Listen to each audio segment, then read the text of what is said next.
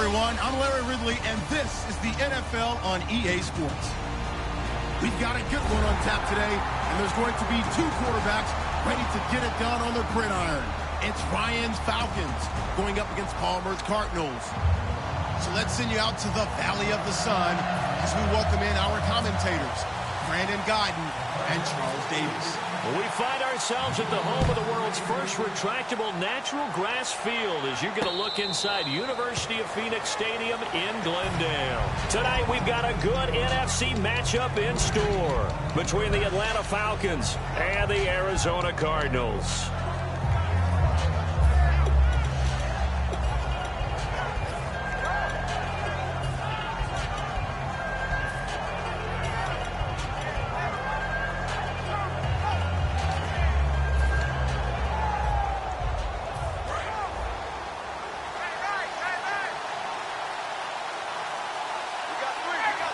They'll send the tight end in motion.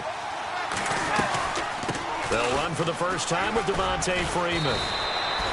And he'll be tackled at about the 35. And when you watch Devontae Freeman run the football, you can almost close your eyes and hear him running the football, can't you? Because people just scatter. I mean, you know, when he goes through a pile, it moves in a positive direction for him. I just love how hard he plays the game. 1,000-yard season. He had 11 touchdowns last year. In March, 25 years old. So he's kind of hitting that sweet spot for a running back, isn't it? He really is. And I still remember the evaluation of him coming out of college. He does everything well, but you weren't sure he had a dominant trait. Well, wrong about that. He's dominant just about everything he does. And I think that he's going to continue to elevate his game and seek a third Pro Bowl in 2017. And Brandon, I think Mohamed Sanu had a nice career while he was in Cincinnati, but he really elevated in 2016 in Atlanta. The most catches for himself in a single season. 59 of them, 4 touchdowns. Really a nice compliment to Julio Jones, and he was a nice compliment in Cincinnati. I don't want to say he's not a #1 receiver, but he plays that #2 slot well, doesn't he? He does, and I think it's because of his versatility. He can play in the slot. He can play out wide. They can use him as a wildcat quarterback. He has thrown passes in the NFL. In fact, going back to his days at Rutgers, I think he threw 18 passes while he was at Rutgers, so you never know what you're going to get when Mohamed Sanu has his hands on the football. And taking it across midfield and just shy of the 40. They pick up 12 on the play there, and they move the chains.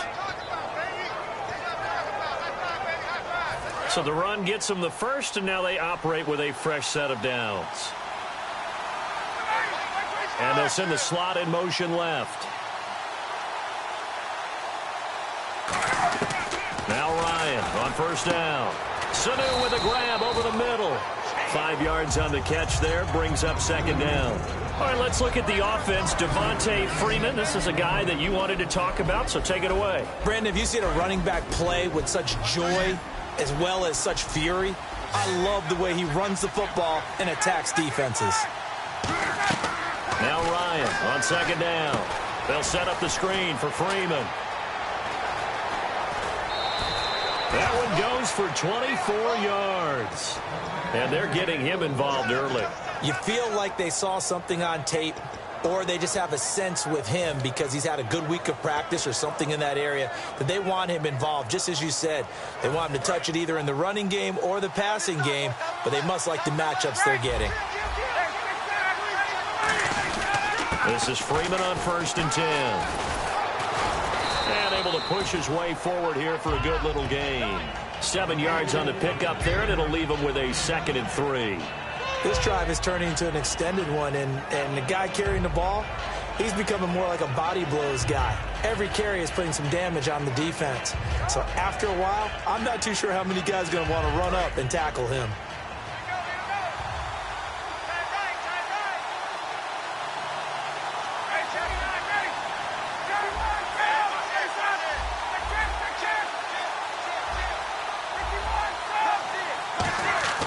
On second down, Ryan. Throwing over the middle, but it's incomplete. The Pro Bowl wideout Julio Jones, his intended receiver. Now, this past year, Arizona finished 7-8-1. Here are the defensive starters for the Cardinals. What do you make of this football team defensively heading into next year, Charles? Well, they're an aggressive group, and they didn't generate the same number of takeaways that they normally do. But I think that coming back in 2017, a great core of players And they'll get Tyrann Mathieu back. And if they get him back at his 2015 level, look out, because Patrick Peterson's one of the best corners in the game as well. Ryan now to throw on third down. A bullet throw, but incomplete. Trying to get that in the hands of Devontae Freeman that time. And it's fourth down. So many offenses want to include their running backs into their passing offense and be able to swing the ball out or check it down to them. But sometimes those guys are just not as comfortable catching the ball as they are running it.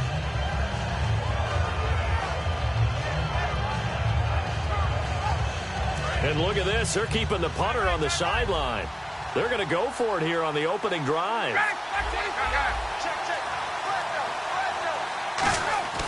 They'll try and throw for it with Ryan. And it is incomplete. The Falcons go for it, but it doesn't work out. And this crowd into it early. Their guys stand tall on the opening drive of the football game.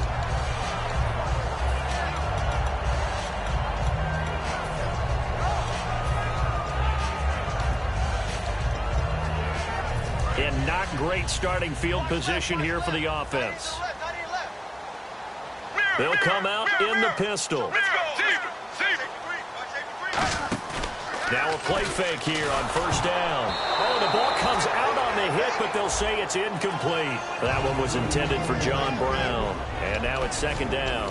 And this offense on your screen, one of the guys who knows how to win football games, Larry Fitzgerald. Plenty of athleticism, but plays the game with incredible intelligence.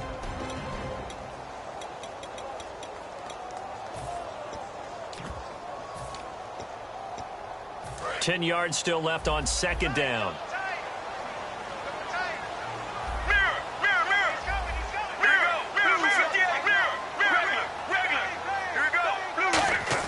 Second and 10. It's Palmer again. He gets it into the hands of Larry Fitzgerald.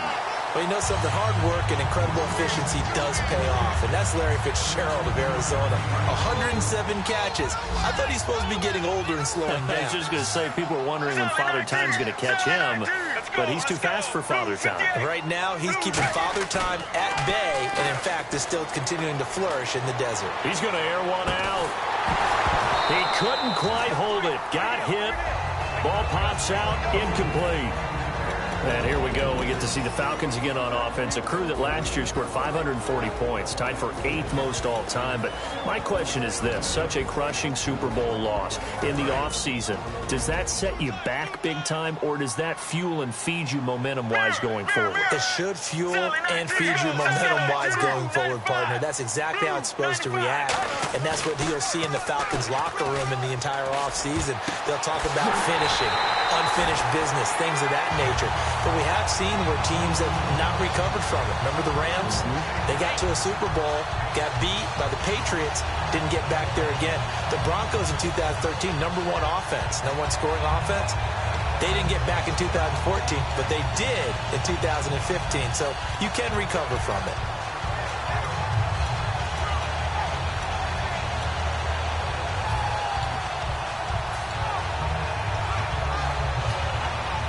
Clock running, under a minute to go in a scoreless first quarter. Get ready. Blue 58.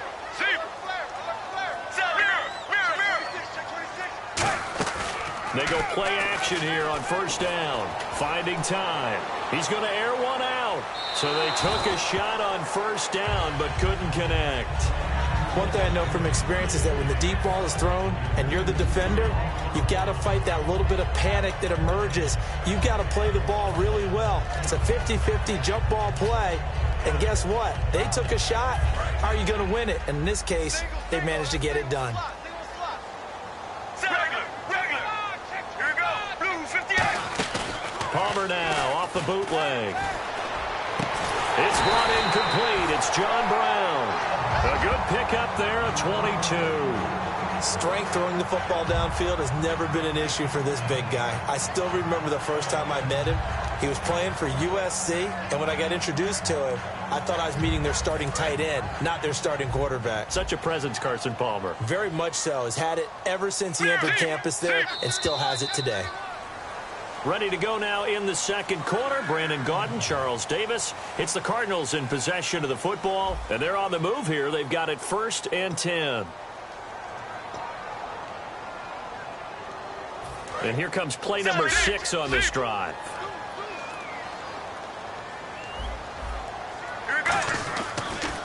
A first down carry here for Johnson. Trying to bounce it outside, but he's only able to get it back to the line of scrimmage. Sean Weatherspoon with a tackle. Nice job there defensively to clamp down because really they've been on their heels this drive. Agreed, and they really needed that one for confidence, just to feel a little bit better.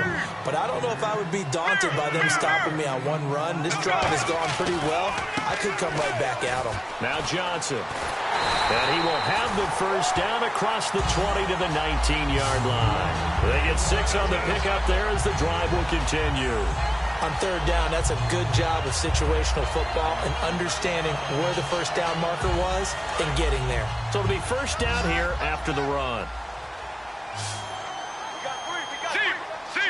Let's go. Regular. From the red zone now, here's Palmer on first down.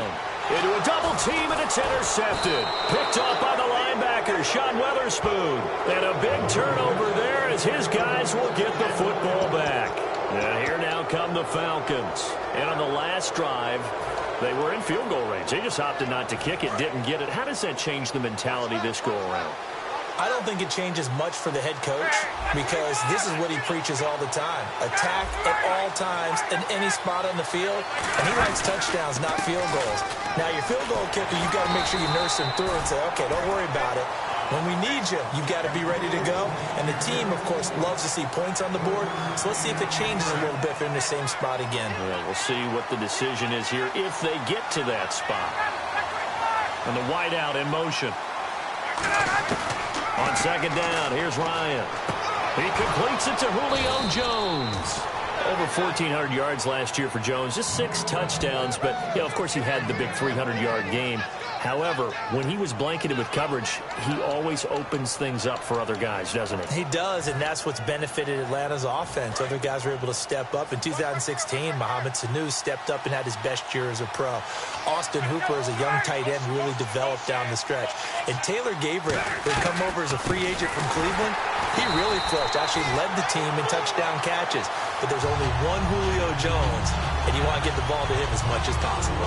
But there's another example of why they haven't scored any points so far. I think it's time to abandon the run game, spread things out, and go to the air. It certainly can't be any worse than what they've done so far. In motion goes the tight end.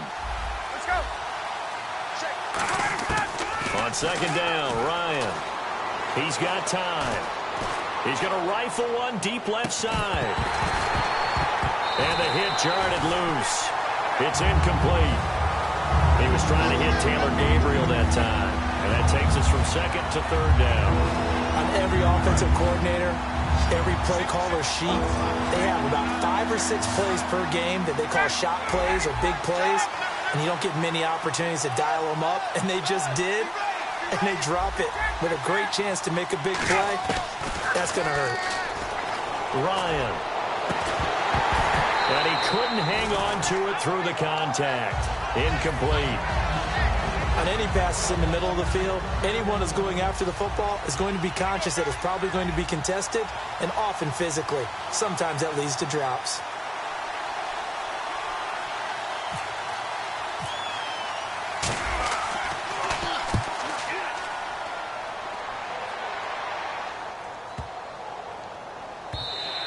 And no one there to stop it. Hits at the 8, but it carries all the way into the end zone for a touchback. The Cardinal offense now making their way back out onto the field.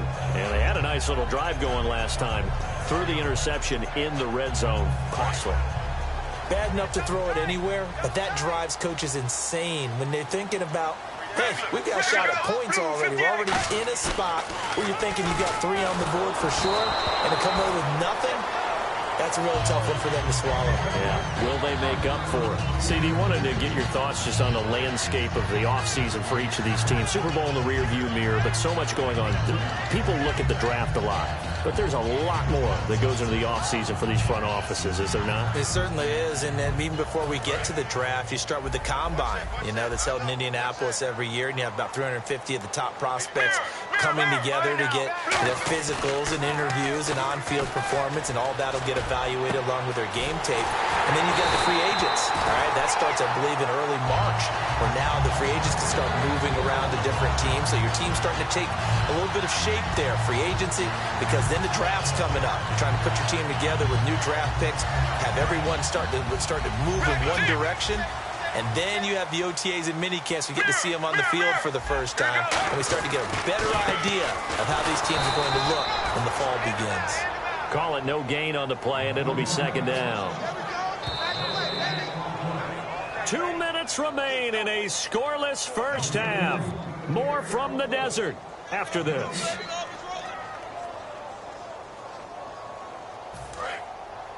Defense showing blitz. Again, we'll see the pistol here. Again, it's Johnson. And a minimal gain here as he's up to about the 47-yard line. Only a yard on the pickup there, and it'll bring up a third down. I do know from experience that when you slow down someone's running game, you're now doing the dictating on defense. And guess what? Now you're getting ready to tee off on their quarterback because they have to throw it all the time. But you still have to be alert for the draws and other plays of that nature to make sure you don't get hurt. On third down, Palmer. In the middle of the field, he's got Nelson. And he's going to have a first down as he's brought down at the 44-yard line.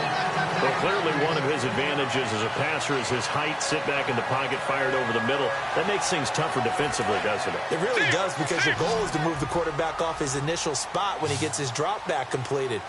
But when you have that type of height, he can stay in there if he's willing to take the hits and just fire over the top, which saves him time and actually completes a play a little bit quicker than it normally does for a quarterback who has to slide and find open space to throw. In today's football, where receivers break tackles, make people miss, get upfield for the extra yardage, when you see a play like that where it's caught and he's dropped on the spot, that's a big-time play by the defense. Creeping up on a minute to play in this first half.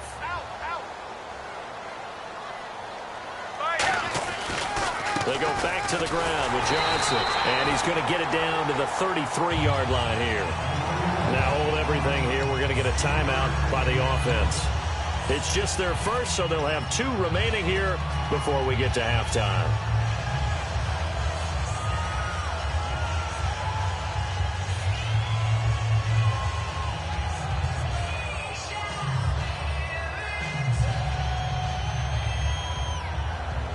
First down and 10 now for the offensive group. Sally 19! Sally 19! Mirror! Let's go! Now Palmer on first down. Caught by Nelson left side. It's a gain of 11 yards that time, and it produces a new set of downs. And those first downs do add up. The offense keeps the ball moving downfield and keeps their defense on the bench, giving them a chance to rest. They go play action here on first down. Man open left side is Brown. And all the way down inside the 5 to the 4. And now a timeout defensively by the Falcons. It's just their first, so they'll have 2 remaining here before we get to halftime.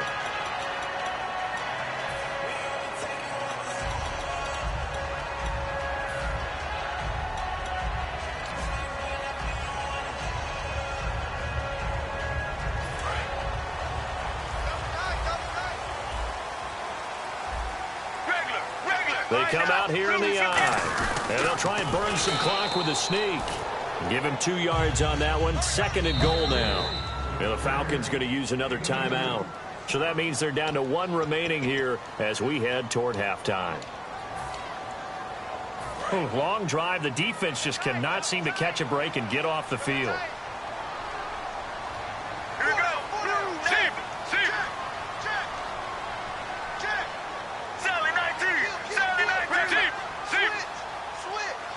Now here's a sneak, and he is in for 6. Touchdown, Cardinals. Carson Palmer scoring on the sneak from a yard out, and the Cardinals are in for 6. And the Cardinals will go up 7-0. Uh-oh, flag comes out here. This is going to be roughing the kicker. When you're going back there on the kick block, you've got to go to the right point. That didn't happen. Ran into the kicker. The penalty flag had to come out. And this will be a touchback as that sails over the end line. Now the Falcons offense, they get ready to head back out here. And with time quickly fading here in the second quarter, not sure how aggressively, offensively they want to play this. I think we'll find out just how much they trust their guys in this situation if they decide to take a shot. Now a play fake here on first down. He's got time in the pocket. He's going to loft one deep left side here. And it pops free. The collision there jarred the ball loose and brings up second down. Well, they went for the big play there, but that drop could really hurt their momentum. A fake to Freeman. Now it's Ryan surveying the field. He's going to go up top again.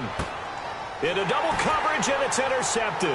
It's the Honey Badger, Tyrann Mathieu. And his guys have got it back at the closing stages of the first half. The Cardinals offense now works their way back onto the field. And from this spot in the field with the clock where it's at, you think we're just going to see a knee and that's it? And I think in this situation, that's the proper play. But we do know there's some risk takers out there that may want to take one more shot before the clock runs out. And he finds some space past the 25 to the 27. Time for a break. We've hit halftime. 2 quarters down. 2 still remain. We step aside. This is the NFL on EA Sports. So both teams have their marching orders, and we'll get going again here in quarter number 3. This is fielded at the goal line.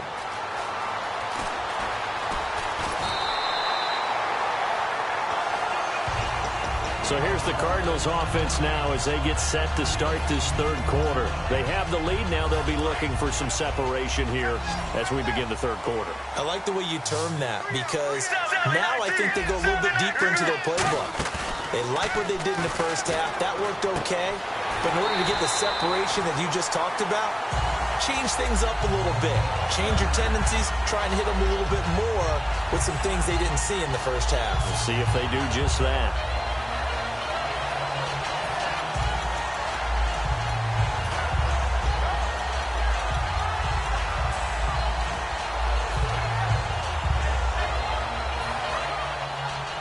And the D looking like they may blitz.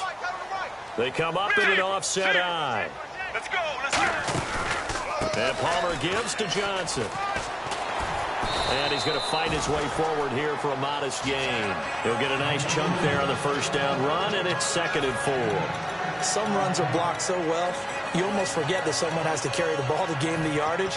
The leverage by the offensive line to create space up front, really well done. Another pistol look here. On 2nd down, Johnson. And that play will go nowhere. Losing yardage back near midfield at the 49. So he loses 3 yards there. Now 3rd down. 7 yards remaining here on 3rd down.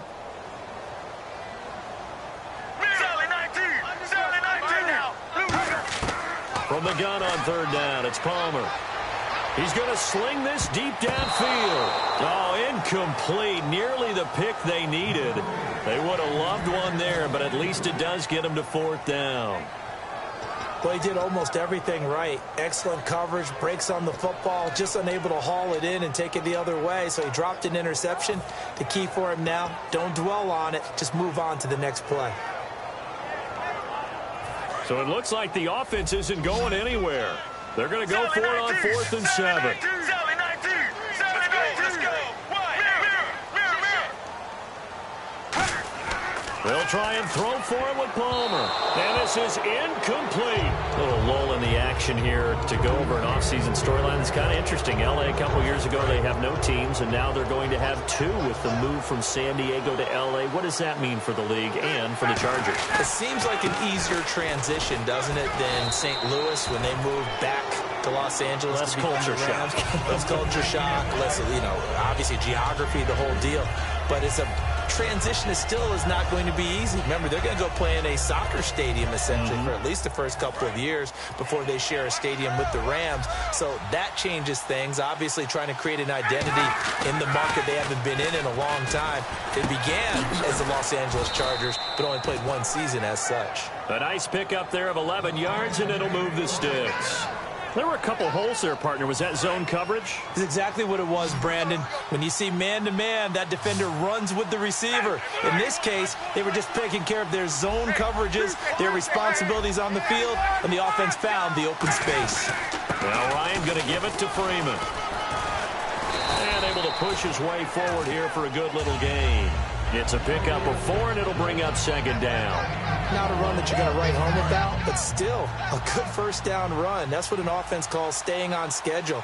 3 to 4 yards on first down, you're set up very well for the rest of the drive. Here's Ryan to throw. Connects with Sanu right side. It'll go as a gain of 6 that time, and it moves the chains as well. That was a nice completion on an out route, and those types of plays are the result of arm strength by the quarterback and timing by the receiver. Now it's Ryan. And Jones has it over the middle. A good pickup there. 8 yards on the first down completion. And they're going to hurry back to the line now. An ex-teammate used to tell me all the time, I hate experienced quarterbacks because no matter what, you really can't hide what you're doing. And I think that right there, he knew right away where the blitz was coming from, where his primary guy was going to be, and he ended up going to a secondary target for a nice game. I was just going to ask you, that wasn't the primary target. He's so good at that, isn't he? I think he knew right away that he wasn't going to get to his primary guy. I think he read that as soon as he got to the line of scrimmage, knew where the pressure was going to come from, and said, I know how to beat that, and that's what he did. Give him 7 on the play, and the decision to go for it pays off. They've got a first and goal, and the offense moving quickly to the line. First and goal, defense with their backs against the wall. They'll say no gain on the play, and it'll be second and goal. So nothing there, but maybe you blame that on the blocking. Yeah, some point you've got to win at the point of attack, and on that play, that was all the defense. They made it happen.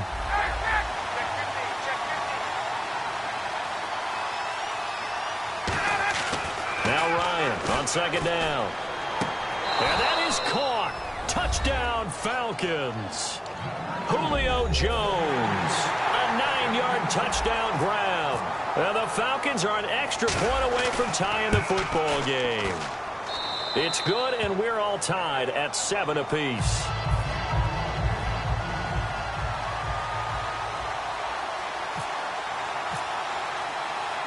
So all square here in this third quarter as the kick's away. And a fair catch signaled for and taken successfully. And the Cardinals getting set to trot out there now. And last time this unit was out here, costly turnover, and then that turned into 6 points. They've got to make amends. And how many times have we sat in meetings with coaches and they use the term complementary football? Offense take care of the defense, defense take care of the offense.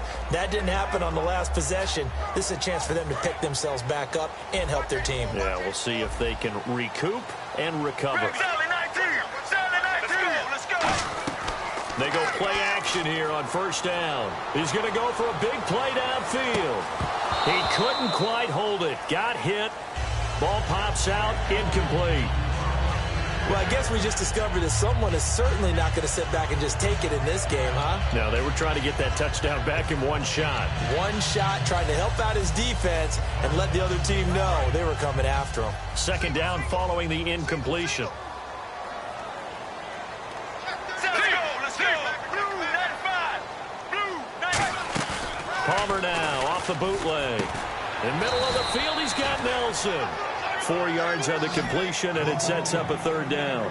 And that's one of his advantages of a passer, is it not? With his height, setting back there in the pocket, firing it over the middle, he can really see everything clearly. It is, and I know that other quarterbacks get it done different ways, all right? You don't have to be his height to make a great play.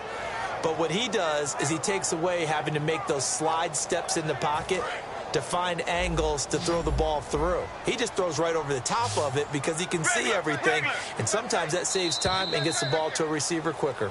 Welcome back to the desert. We're in Glendale. All even as we get ready to start the fourth.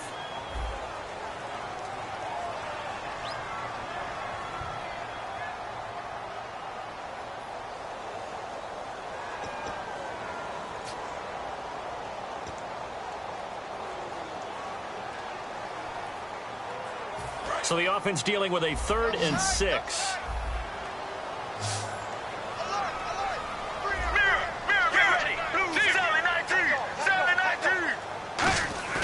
Play action. It's Palmer. He's going to look deep down the field. He's got it at the 15. Touchdown, Cardinals. J.J. Nelson, 71 yards. And the Cardinals have taken the lead. And correct me if I'm wrong, that was just a simple fly route, wasn't it? No, there's nothing to correct at all. You've got it down pat. And I just remember as a player, when I'd be in practice sessions, and I'd hear 9 from the receivers, that meant fly route, go, look out. That was the 9, and he just kept going all the way into the end zone for the touchdown. And no return on this one as the fair catch is signaled for and taken. Now the Falcons offense gets ready to head back onto the field. Last time they were out, they scored. Still trailing here, though, so some work to do. But it's okay in terms of mindset. Because they scored the last time, they're not quite as worried about being down on the scoreboard because now their confidence is a little bit higher. They feel like they've got something going, and they feel like they can attack again and put more points on the board. Are you scoreboard watching if you're the offense, or are you just focused on this drive? We wouldn't be telling the truth if we said that they didn't scoreboard watch. Everyone does it to some extent, but you've got to set it aside right now and just focus on this series. That'll take care of the scoreboard if they punch it into the end zone. He's going to float this over the middle, deep. Got a man, it's caught inside the 10. And he is into the end zone for a Falcon touchdown. Julio Jones, his 2nd touchdown of the night. And the Falcons are an extra point away from tying the football game. And they have taken the lead here in this 4th quarter. Set to go now with the kickoff. These two teams all even again as we continue in this wild 4th quarter. Arizona getting ready to go as they take the field. And they will simply, Charles, be looking to duplicate what they did last drive when they were able to push it in for 6. And they hope it'll be that easy, right? To be able to take exactly what happened before, replicate it. They may have to make a few additional changes along the way because I'm sure the defense will make some adjustments, but they've got to have great confidence having scored the last time out. No gain on the play. It'll be 2nd down. And this defense continues to give them fits. They just can't get really anything going on the ground, can they? I love the theme that you just brought up. This defense has been tough all game long against the run. We just saw another example of it there.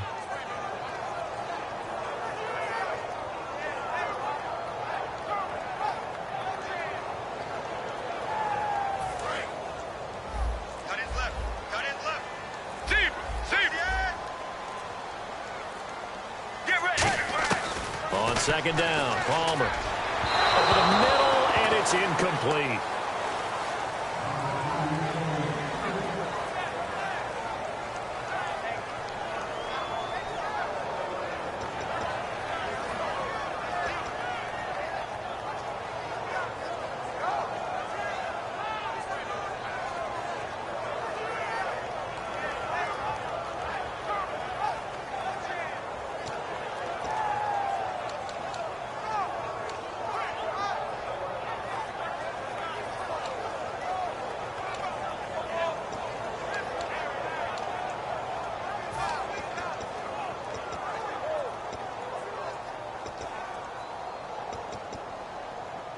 So incomplete on 2nd down. Now they'll look to convert here on 3rd.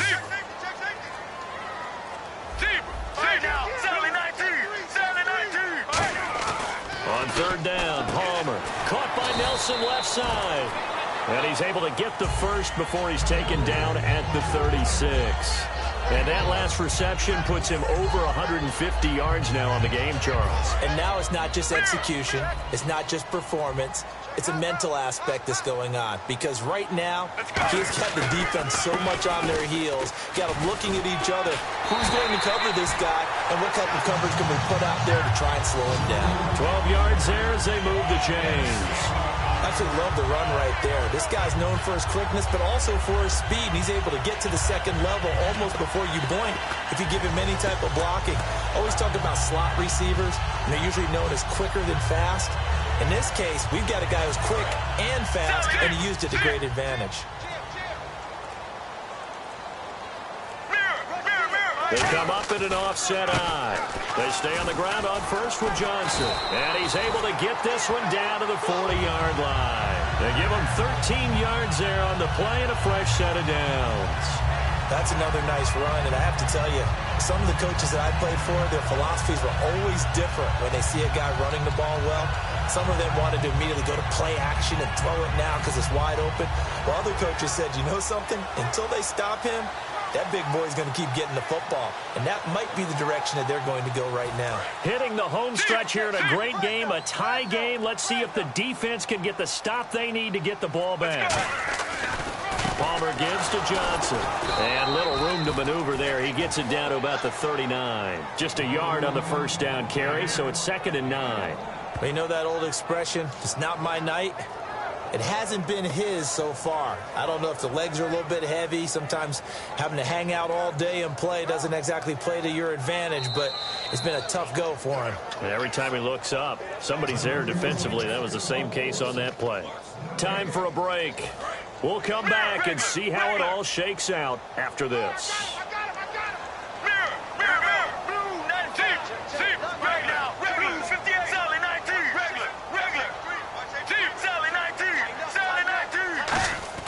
Now they'll throw it with Palmer. And his throw's going to be incomplete. J.J. Nelson, the intended target. And it'll bring up 3rd down. We know it's not an easy job to go out and catch passes when people are trying to tackle you and knock the ball away. But the bottom line is, that's a pass he's got to have and a pass he should have caught.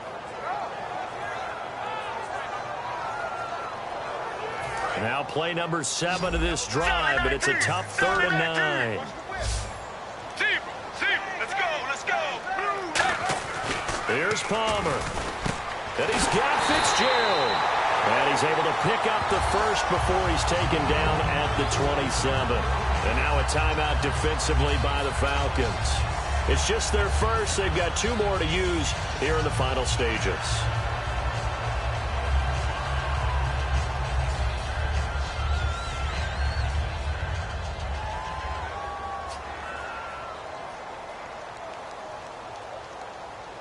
So the offense has it 1st and 10.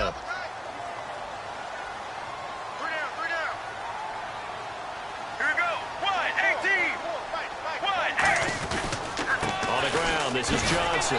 Trying to run inside, but nothing there. That's going to go as a loss of a yard, and it'll be 2nd down. That play never got off the ground because of the defensive front. They owned the offensive line, which allowed the linebackers to see their openings and run straight to the ball. That's why that play just never had a chance.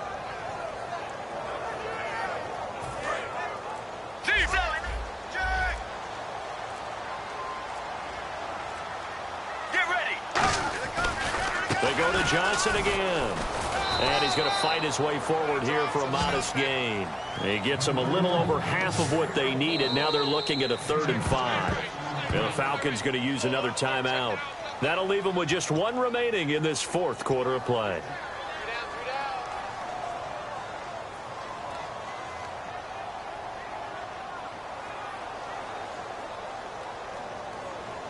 Well, just play after play after play on this long drive for the offense.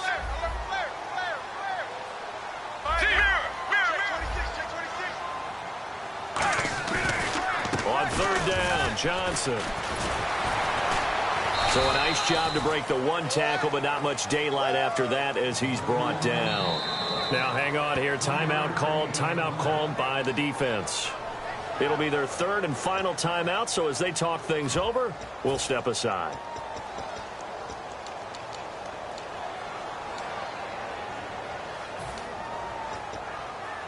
So now one of the biggest kicks of the night is forthcoming.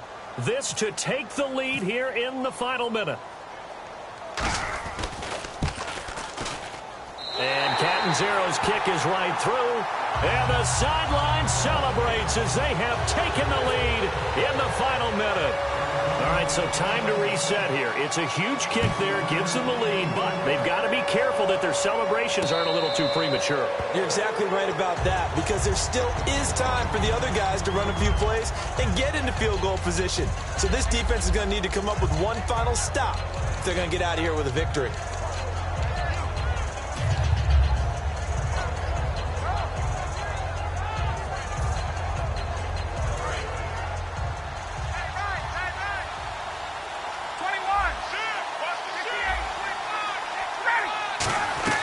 The drive will start with a carry by Devontae Freeman. And they're able to get this one across the 35. Give them 13 on the pickup there. And the Falcons are going to get a first. Looking to speed things up here, going with some tempo. Freeman again, a first down carry. And able to get this one all the way up to about the 46-yard line. Just what you want on a first down run. Call it 8 yards. And it's 2nd and 2. And under 20 seconds now as the spike comes with 18 ticks remaining.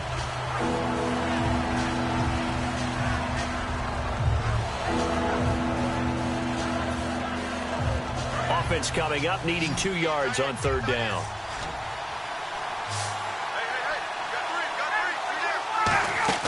He'll look to throw. Finding time. He's going to let it fly. It's caught at the 10. A big play there. Ryan to Jones. 45 yards. Now here's a timeout defensively coming from the Cardinals. It's just their first. They've got 2 more to use here in the final stages.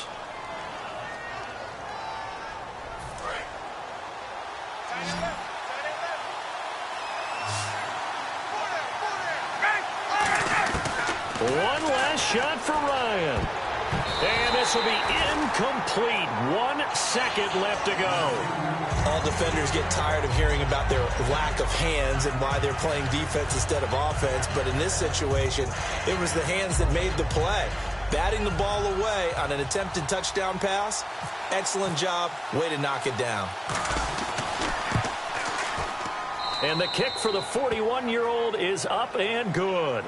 And that will tie things at 17 all. It's a little teaching moment here. Overtime rules. Remind us how this goes, partner. Okay, so in the past, we had sudden death. First team to score wins, but no longer.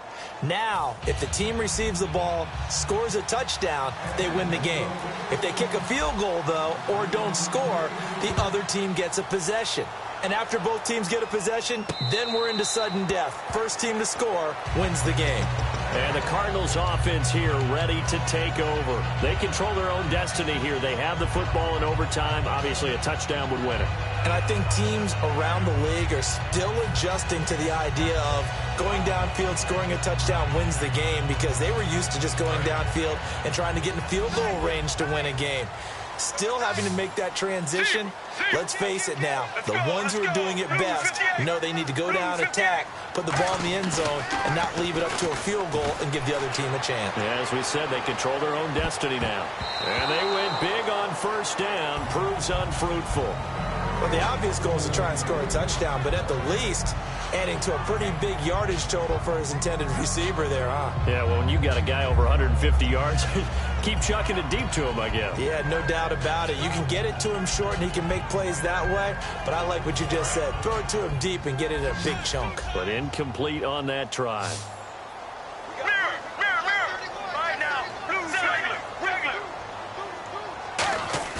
Play action. Now Palmer. And that one got tipped. Kind of threw everything off. It brings up third. Anytime a ball's thrown in the middle of the field and it's pumped up in the air, I expect someone to catch. It doesn't matter whether it's offense or defense, because there's usually a great amount of bodies in that part of the field. In this case, no one came up with it. Offense trying to avoid stalling out, facing a 3rd and 10. Right now. They go play action now. Palmer. And incomplete. The contact made the ball roam free and brings up 4th down. It looked like they had something there, but I think that he was thinking about running with the football before he actually hauled it in, and that led to a big drop.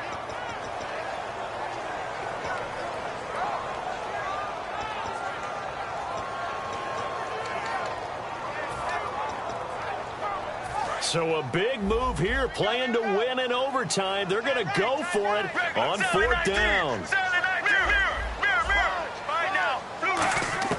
The Cardinals will go for it. It's Palmer, and it is incomplete. Boy, it looked like he had it and dropped it.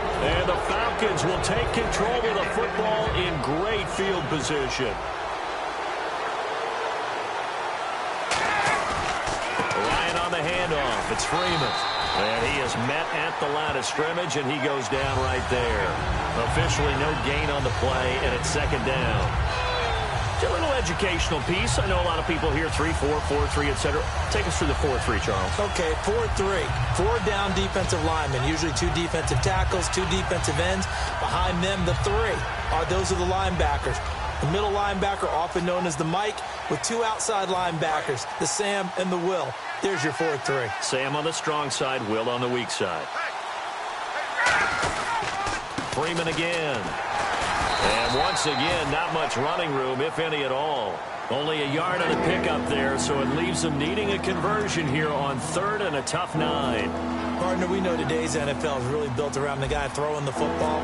But these short runs, they still pay dividends because they can take their toll on a defense, and they can add up as the game goes along. You control the clock, you control the ball, and that way you often control the game. We were just treated to an absolute dandy in this one. A great finish in overtime with a long field goal. Everybody, including us, on the edge of their seats. Quite a game. And it's rare that you get a game into overtime that it doesn't turn out to be a dandy, right? That's what we saw here. And just what you were talking about, a long field goal to win it. So definitely not a gimme. So there was tension all the way.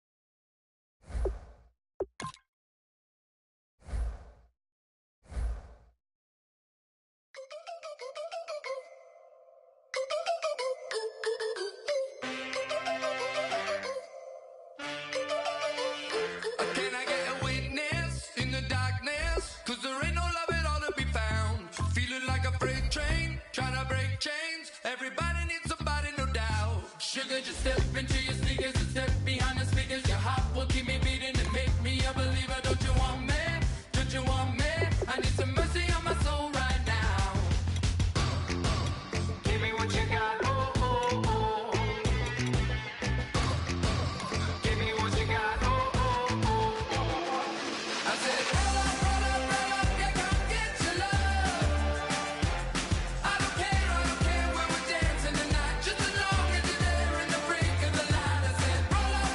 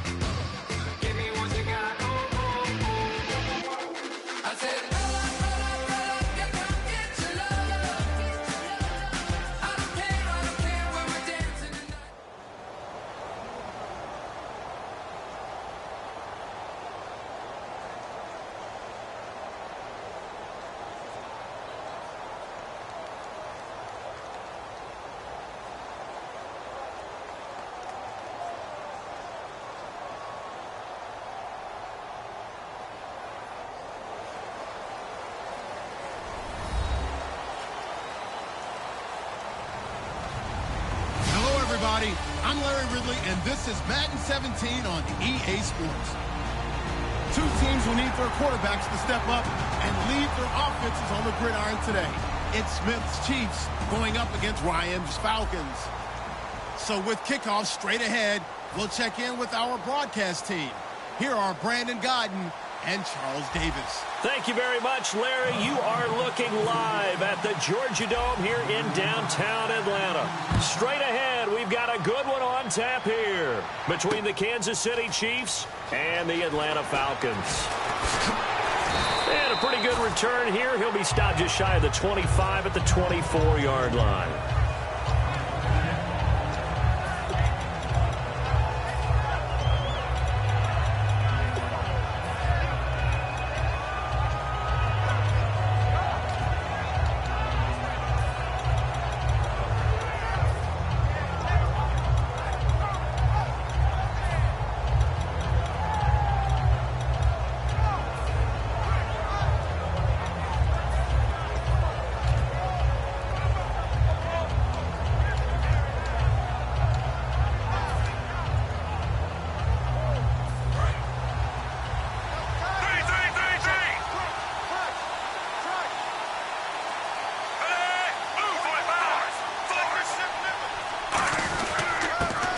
It's the first carry here for Jamal Charles. 3 yards on the pickup there, and it'll be second down.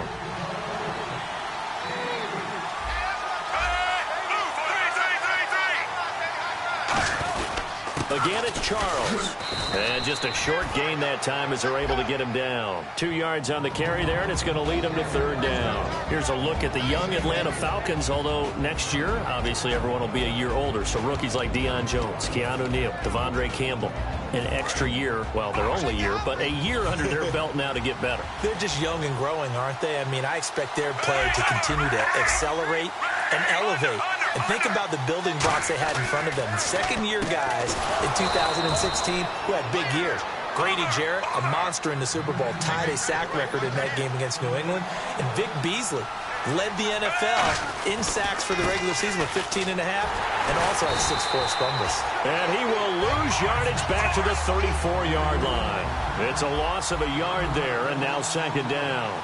And frankly, Brandon, we're talking about things I'm not sure we ever thought we'd talk about in the NFL, and a lot of that is the speed at the linebacker position. A lot of these guys in college, they were safeties. They moved them up to outside linebacker to combat the spread offenses, and now we're seeing it in the NFL. Those same guys using their speed to make plays in the backfield, similar to that one.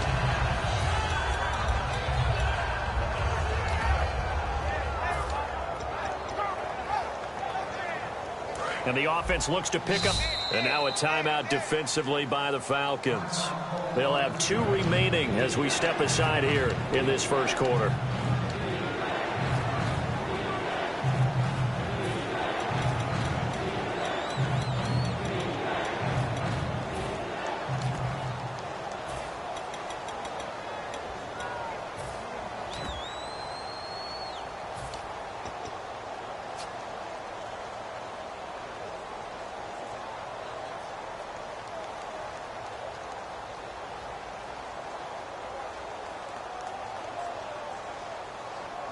And the offense looking to pick up the first down after the second down incompletion. And for the Falcons, 5 men in the secondary, now on third. And now the ball's loose. Smith loses it. And the Falcons grab it. So they've got the football, and they'll start right on the edge of the red zone at the 20-yard line. And without a doubt, not the way they pictured that opening drive unfolding. No, they were making progress. They weren't exactly in high gear, but they were making a few yards along the way. And now that they've coughed it up, you got to go back to the sidelines and regroup a little bit.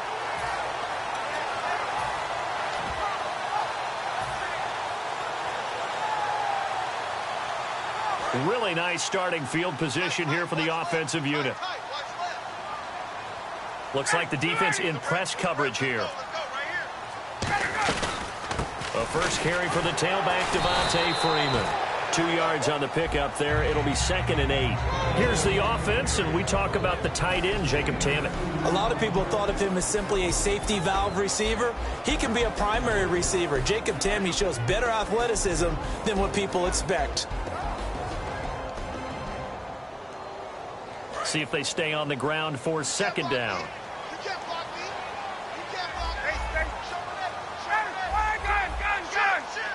In motion, the tight end. Now Ryan on 2nd down. Getting it out left side to Sanu.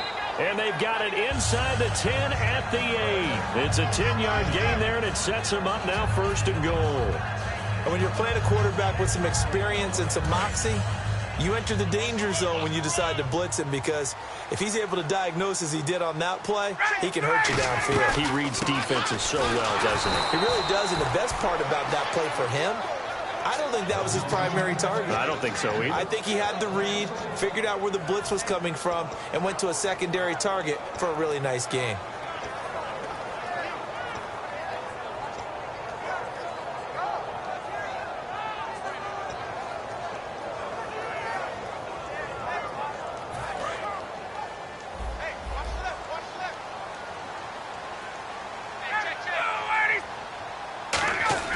On 2nd down, Ryan. And he's got his star receiver. It's Jones for the Falcon touchdown. Julio Jones, a 9-yard touchdown grab. And the Falcons have taken the early lead. And his kick is right through. Now after the touchdown, it's Bosher to kick it away.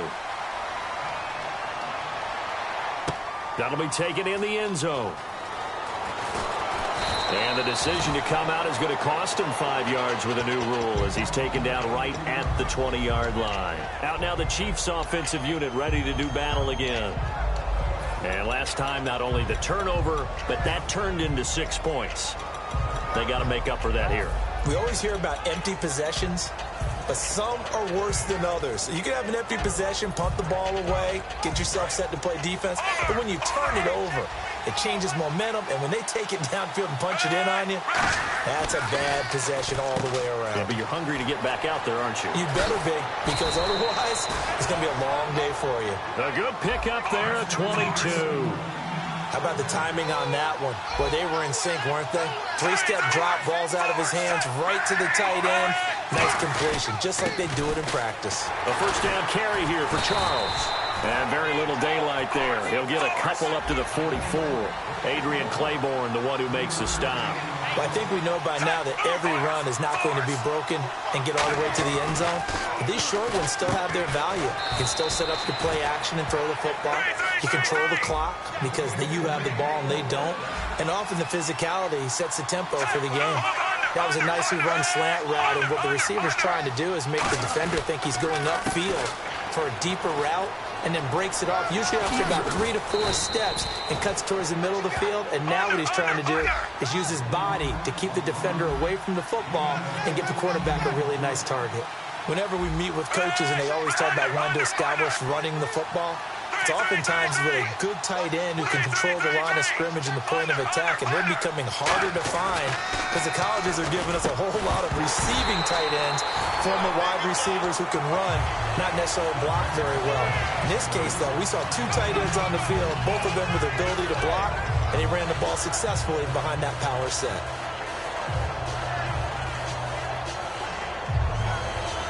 So 2nd and 10 here.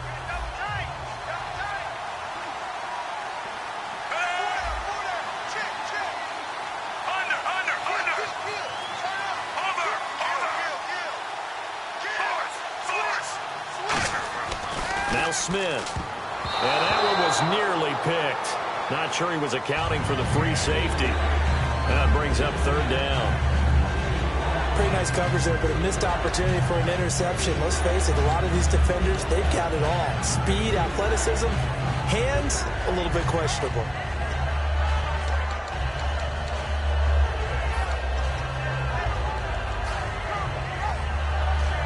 So a 2nd down incompletion now brings up 3rd down. They come out 5 wide, 3 of them to the right side. Now Smith. It's complete to Chris Conley. They do get 9, but it leads to 4th down. So much about offense is what you call hidden yardage. You know, you throw the ball to someone, they catch it, and then they can make a big play. You know, they create a play, run after catch. They did a really nice job there of limiting that and keeping him from a 1st down. Yeah, stopped him in his tracks. It would be a very makeable field goal try from here, but instead they're going to go for it. Here's Charles. And he went backwards. He'll be down at the 30. Jamal Charles stopped on 4th down. And the Falcons defense stands tall. They'll get the football back. Here comes the Falcon offense now as they get set to take over here. And that recipe on their last drive that resulted in a touchdown looked pretty good, so they'll be hoping to do that once more. And it takes me back to when we sat with the offensive coordinator and the head coach. They felt pretty good about their game plan and thought there were some holes in the defense, and they exploited them the last time out. Let's see if they can come back and put together a similar drive. And we'll see if they can do just that. And let's take a look at the defensive starters for Kansas City. Marcus Peters is a former 1st-round pick who has great anticipation and tremendous ball skills. Now a clash of bodies here, and it's intercepted. Picked off by the Pro Bowler, Marcus Peters. And now here comes Kansas City. They had a great drive going last time. They were moving the ball, and then all of a sudden it just stalled out. So we'll see what they can do here, Charles. And it's always easy to second guess when you don't get it on a 4th down try.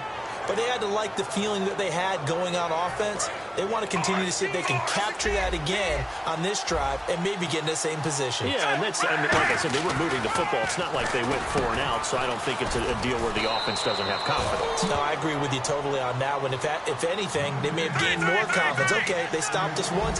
That's all right. Let's keep moving it. Make them do it again. Smith will hand it off here to Charles. And not a whole lot doing there as he'll get it up to about the 28-yard line. Give him a couple on the carry there, 2nd and 8. That's a good play by the guys on the defensive side of the ball. Held him to a gain of 2. And that changes the playbook a little bit now for the guy calling plays. 2nd and 8. Now he's got to probably think about going to the air instead of maybe staying with the ground game. Smith going to turn and give to Charles. And he stopped immediately there. Back now with Charles Davis. I'm Brandon Gaudin as the Chiefs in possession of the football as we begin the 2nd quarter. They've got it 2nd and 10 to start things out.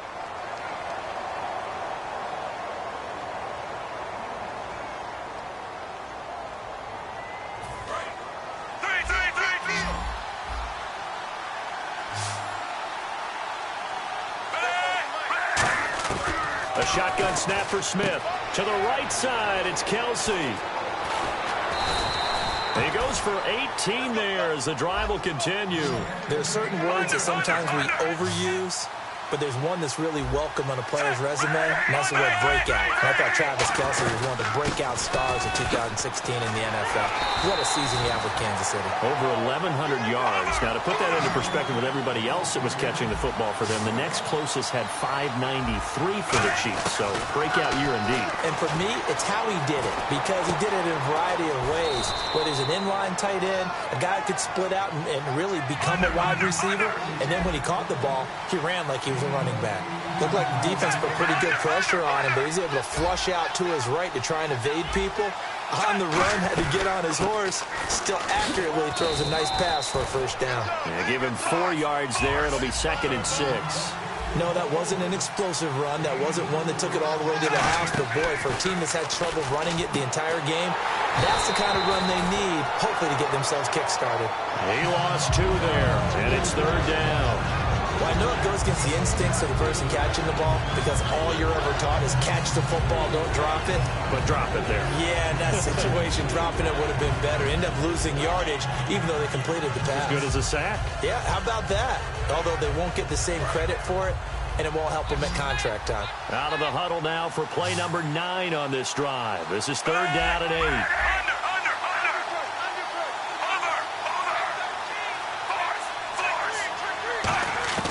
Throwing on 3rd down, Smith. And he'll be hit as he releases it, and that'll fall incomplete. 3rd down is a down. Both sides know they absolutely have to win. And the name of the game for the defense is pressure on the quarterback. But pressure on the quarterback with contact, that's how you end up winning it. So it's 4th down, and the Chiefs called on their kicker, Cairo Santos, for the field goal try. From the right hash, it's a 38-yard attempt. And Santos able to put this one up and through. It's good. And they are on the board, but still trailing. It's 7-3. And that field goal caps an 11-play drive.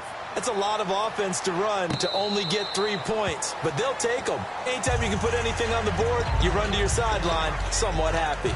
Here comes the Atlanta offense now ready to take over here. And following the interception, just any interception, are you a little bit more cautious when you start that next drive, or no, you just throw that out the window? I think you are. I don't think that there's any way you can run back out there and go, totally didn't affect me. Let's just go ahead and be loose with the football again. You're going to take care of it, but you have to be careful about being too cautious because now you can't run any offense at all. Still want to attack. We'll see how they attack them here.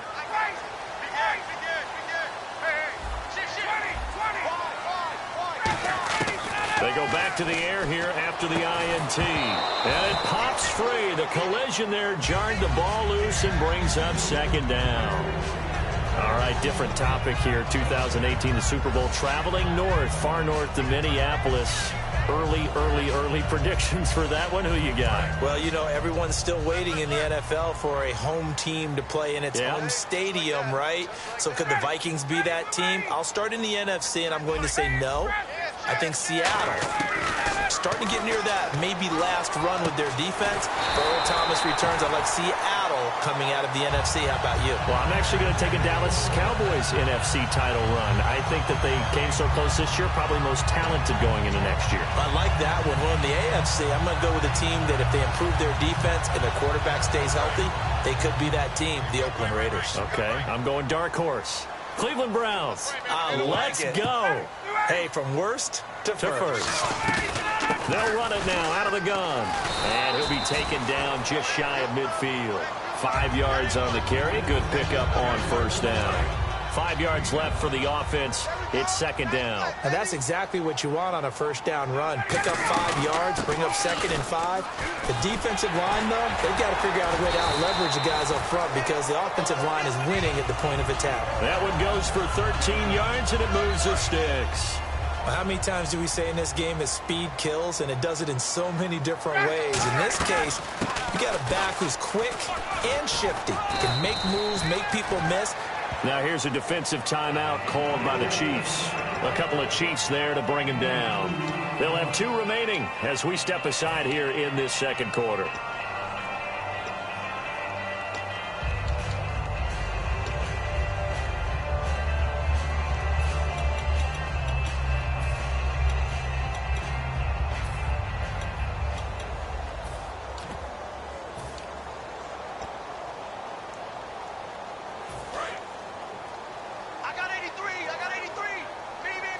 Looking to jam the receivers at the line here. Press coverage look defensively. Now it's Ryan. The left side completion to Jones. Touchdown, Falcons. Julio Jones. 2 catches, 2 touchdowns here so far. And the Falcons will add on to their lead. And this one's right through to make it a 14-3 ball game.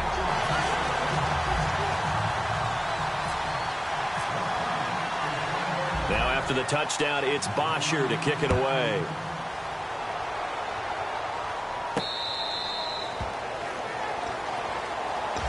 And now here comes Kansas City. And tough to win games if you're going field goal here. They got field goal last time. Now they'll be looking for a touchdown. They're looking for the big chunk now because, as you noted, the field goal way of doing it makes it that much harder. It puts more pressure on every possession for you now. Go ahead and get 6 and feel a lot more comfortable about the position they're in. Bigger chunks. We'll see if they can get the score. They come out here in the eye.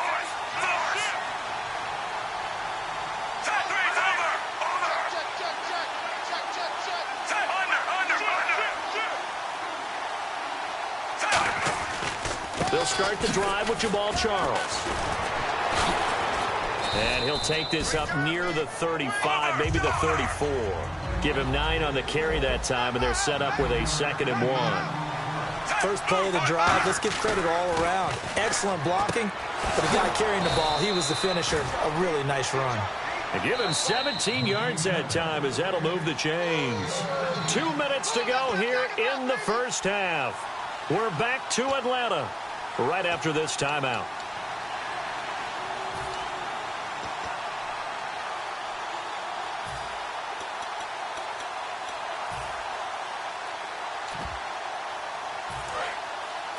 Shift together here from the D-line.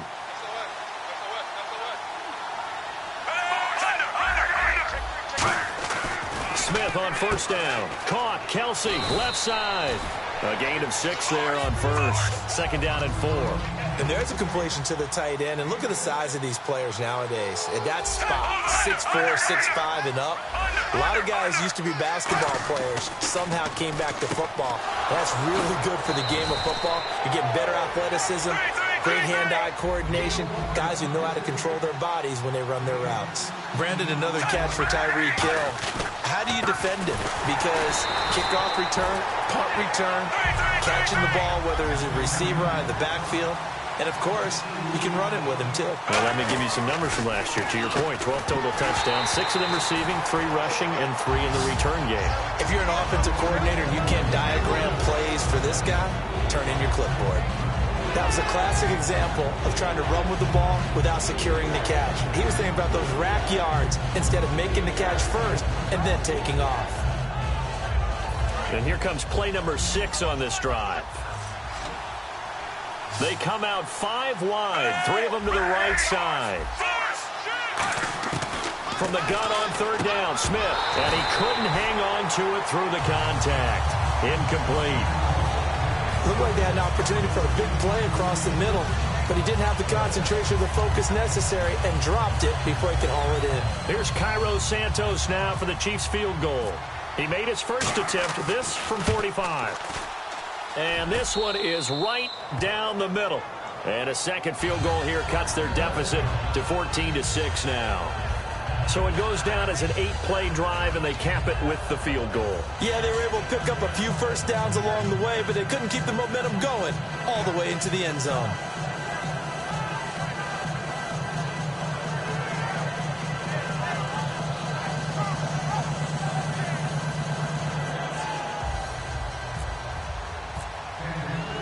After the made field goal, Santos back out there to kick it away.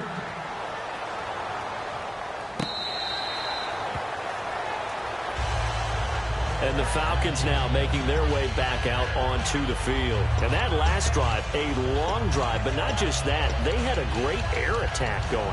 Do they stick with that? I would think that they would, because if they were confident enough to do it on the last drive, starting backed up in their own territory, why would you change anything? They've got to be confident about what they're presenting and continue to do so. Yeah, because the secondary, they really look clueless. And that was amazing because that drive went and went, no adjustments, and no big plays by the defense to knock the ball away. Well, now they'll try the end around. And he'll take this up near the 35, maybe the 34. A nice run there, 9 yards, and it'll be second down. And now it looks like they're going to be in the hurry-up. They'll try a little trickery here on the end around. And he is going to lose yardage here. It'll be a loss of 1, and all of a sudden here, it's third down.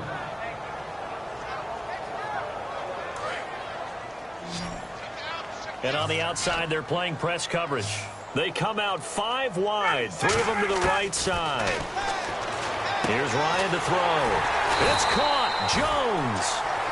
Now whistles come in. We're going to get a timeout here by the offense. So that means they're down to 1 remaining here as we head toward halftime.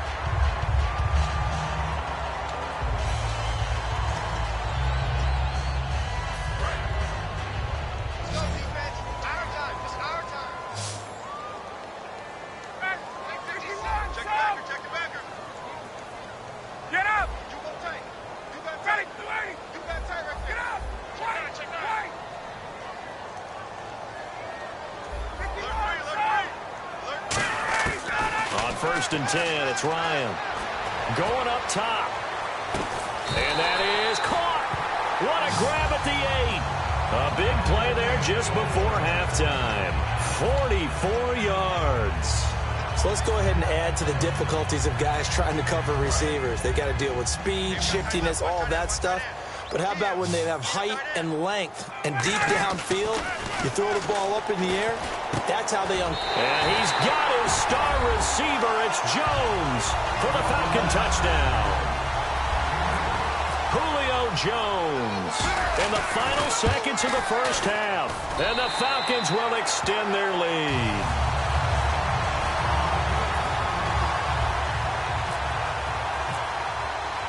Now after the touchdown, it's Bosher to kick it away. That'll be taken in the end zone. And he'll take it back to about the 19-yard line. And now here comes Kansas City. And you got to think, if this is anything other than just taking a knee, I'd be very surprised. Yeah, they've got enough to talk about at the half. Why do anything else? Just get out of there.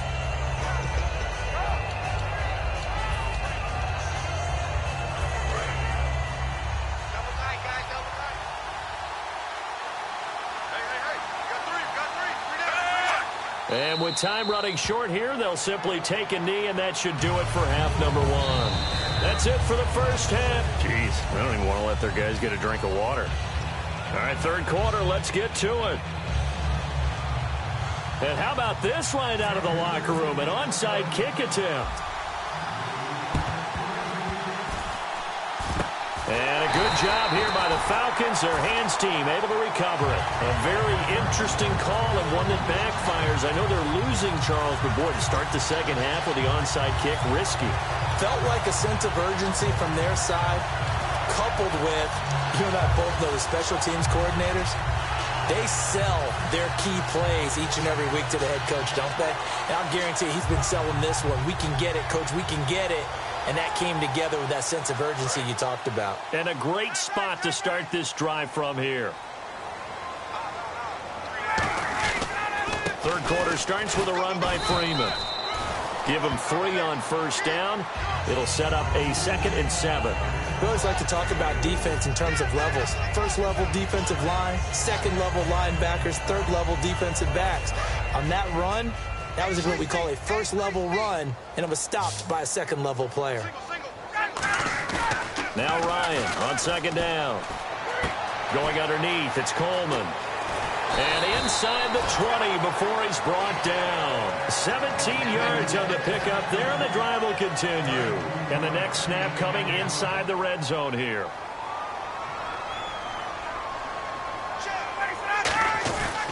They run, Devontae Freeman. And he is going to lose yardage here. It's a loss of 2 there, bringing up second down.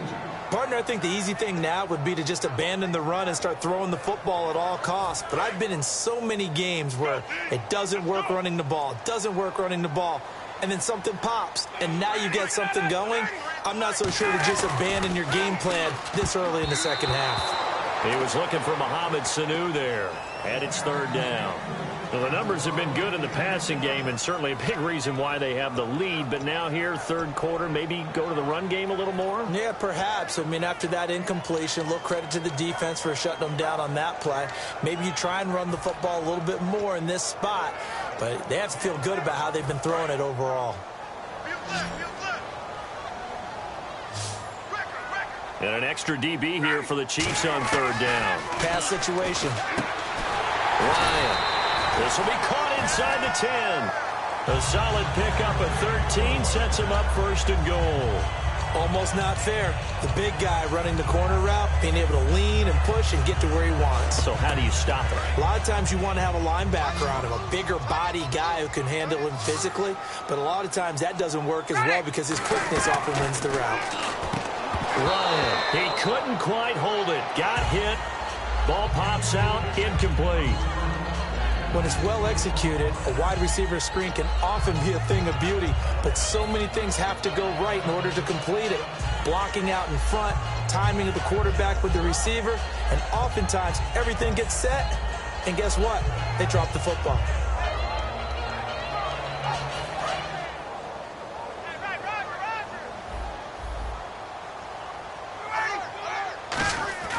To throw again is Ryan. This will be caught at about the 5. That catch good for 5. It's third down. When you execute a drag or a crossing route really well and give them a chance to let it develop a little bit, You can gain some significant yardage hitting your tight end on that one. On 3rd and goal, Ryan. And this is caught for a Falcon touchdown. Julio Jones from 4 yards out. And the Falcons will add on to their lead. And let's count them up now. 1, 2, 3, 4 touchdown receptions for him in this game. And just one shy of the NFL record. What a great performance. Going up and catching the football, creating space, and finding the end zone. That's what it's all about.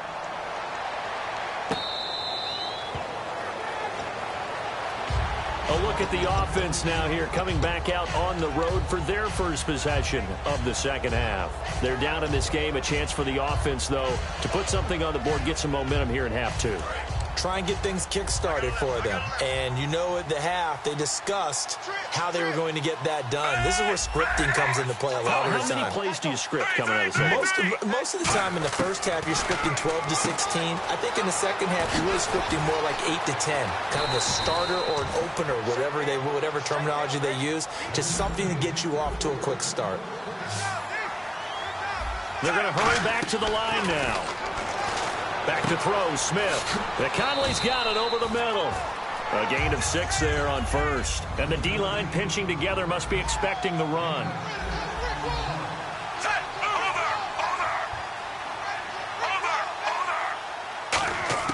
Here's Smith now on 2nd down. He rifles one that's intercepted. A great read, and it's picked off. By Beasley. And he takes this one back into the end zone, and the Falcon defense has a touchdown. Short throw, pick 6 right there. Those linebackers, they love when those short throws come and those eyes get real wide, don't they? How about the anticipation on the play? Reading, reacting, and then the ability to catch the football and take it in the opposite direction. So they throw the pick 6. They'll get another shot at it now as this one's in the air. That's fielded in the end zone.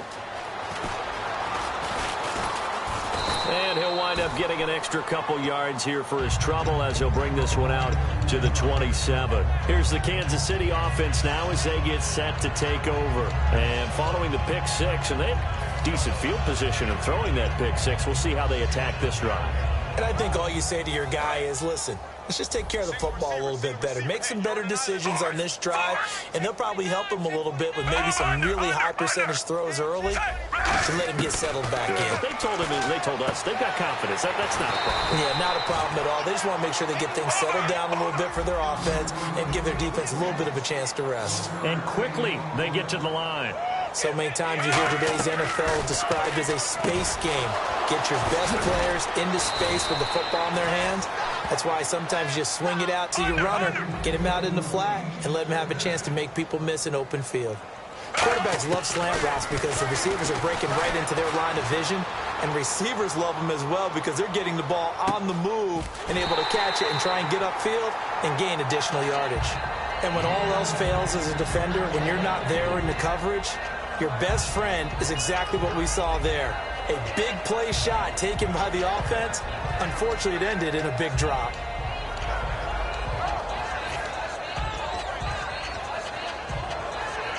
Unable to connect on the first down pass play. Now it's 2nd down.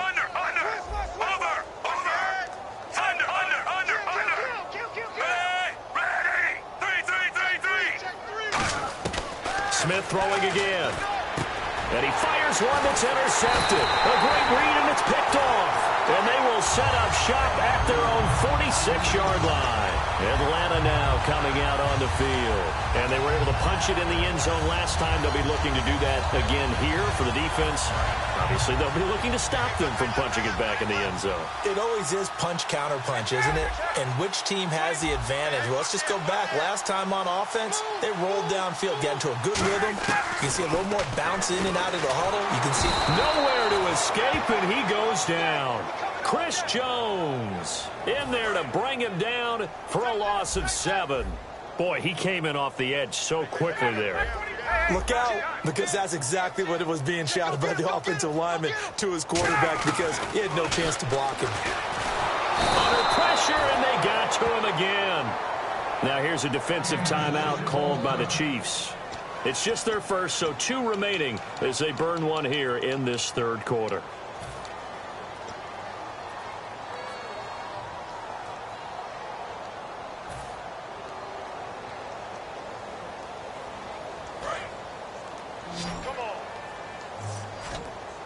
And it looks like we've got a dime set here defensively. 6 DBs in the game. Here's Ryan to throw. He's going to let this one go deep. And that one incomplete. Had some position but couldn't hold on, and it brings up 4th down. Here's Matt Bosher now. And the way this offense has moved the ball, he hasn't been needed till here in the third.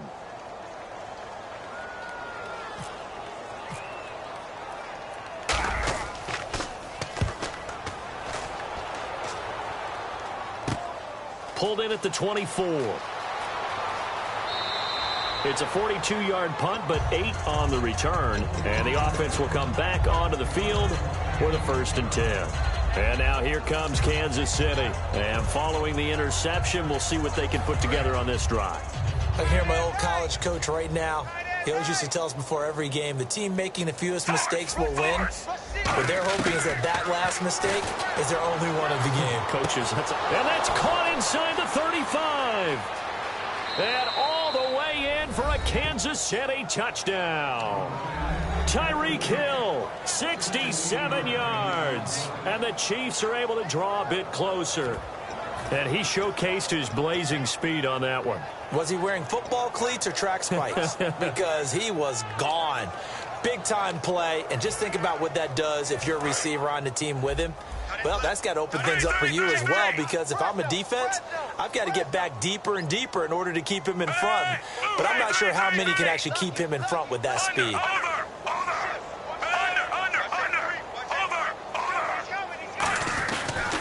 Here's Davis now, and he'll get in, and they're going to draw themselves 2 points closer. So they kept it on the ground, got it into the end zone. But, Charles, sometimes you probably see teams treat a 2-point conversion differently than if it was 1st and goal from the 2, or I should say 3rd and goal from the 2. I agree with you totally on that. A lot.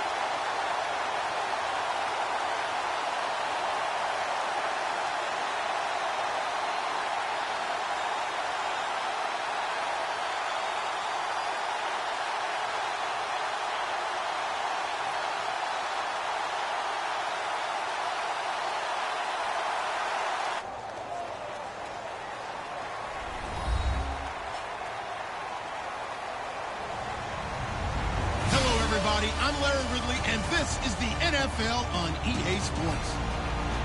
Anticipation is mounting for today's game, and we've got two quarterbacks looking to make an impact.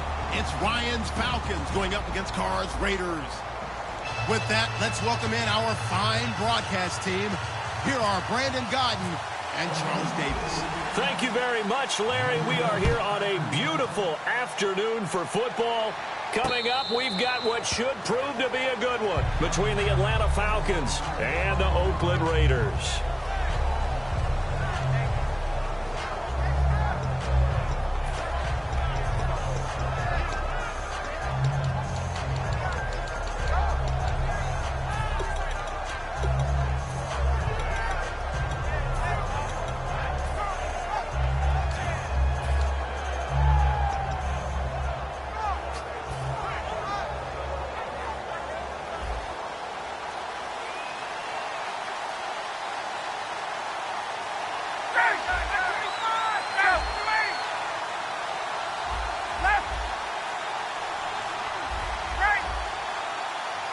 The play clock's running down. Now it's Ryan. Sanu with a grab over the middle. A gain of 6 there on first. Quick pass play there on the slant, Charles. Works out well for the offense. The offense loves it. The defender hates it. Hard to get through the body of the receiver to get to the football trying to cover a slant.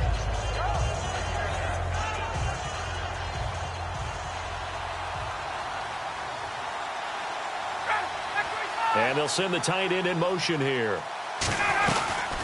They'll run for the first time with Devontae Freeman. Just a yard on the pickup there, and it'll leave them with a 3rd and 3.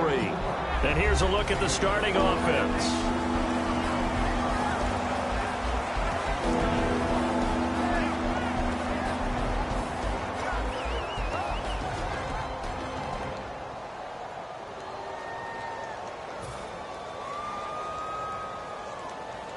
Third play of this opening drive as they're looking at a 3rd and 3.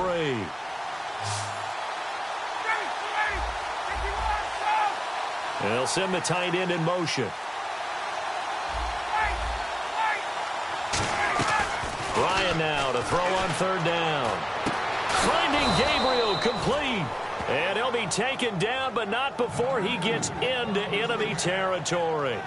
And fits the exact right word. Over the middle, there's almost always traffic, so anytime you're a receiver in that area, you're not just focused on catching the football.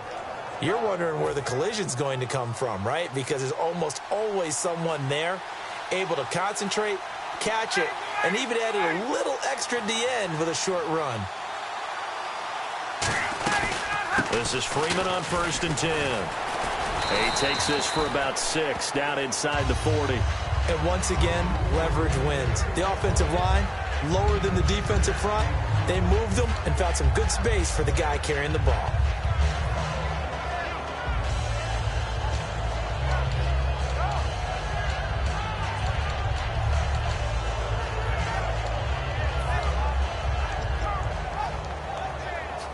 So the offense readies for a 2nd and 4.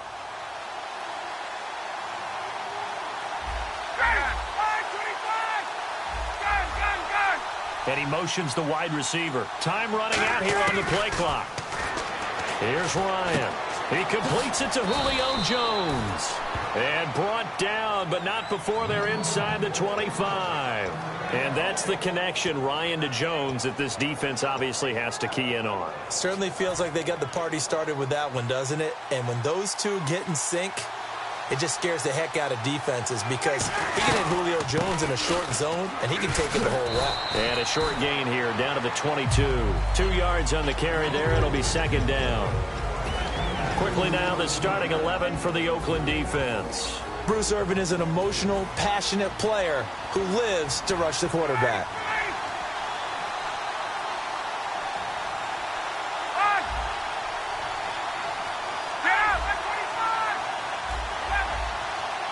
They'll need to get the play off quickly. Now Ryan. And incomplete there. A nice hit. Jars the ball free and brings up 3rd down. And he's certainly not a guy that drops that football very often. Indeed, because that's a bit of a surprise. I know he's in the middle of some traffic and people, bodies all around him, but he usually has the focus to haul that one in. Here comes the 7th play of this opening drive. They've moved it well, but here's 3rd down. On 3rd down, Ryan. It's caught. Jones. They convert on 3rd with a gain of 22. He's such a good route runner. Shows it there on 3rd down. Very proficient and a good pass. And you know what I've observed over the years in the NFL? The better a route runner you are, the more confidence your guy's going to have in you to go to you in important times because he can... And he will take it in for a Falcon touchdown. Devontae Freeman taking it in. And the Falcons take it all the way down the field and score on the opening drive. It's good, and that gives the Falcons a 7-0 lead.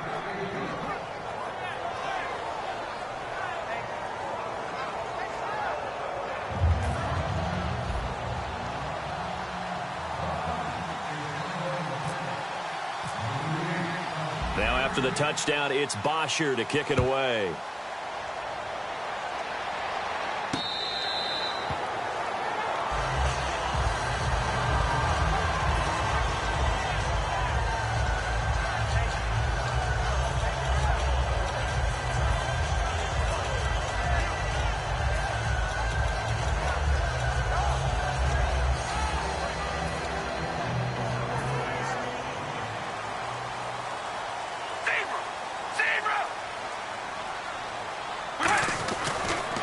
Now a first carry for Latavius Murray. And he'll go down right at the 30-yard line. 5 yards is the tally on first down. That brings up 2nd and 5. As we get a glance at these starters, Michael Crabtree is the man we highlight at wide receiver. Phenomenal hands, so strong. When the ball gets to him, it just dies right there, and then he's able to do things with it after he catches it. They'll bring one of the tight ends in motion left. Now a 2nd down run for Murray. They'll say no gain on the play there, and now it'll be 3rd down. The starting defense for the Falcons. Jonathan Babineau's a defensive tackle, knows how to get upfield and spill plays in the backfield.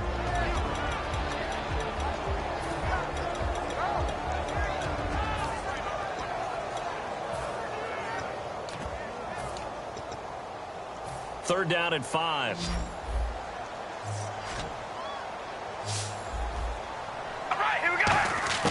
Working from the gun, it's Carr. And he takes a shot on the release as this will be incomplete. The big tight end, Clive Walford, the intended target. Now 4th down. Putting pressure on the guy throwing the football is always good, but when you can couple that with contact on him that leads to an incompletion, as we just saw there, that's winning football.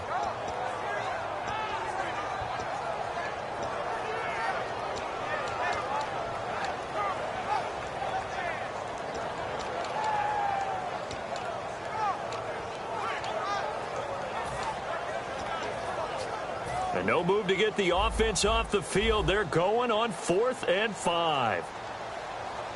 We ready? Zebra! Here we go on 4th down with Carr. He finds Roberts, complete.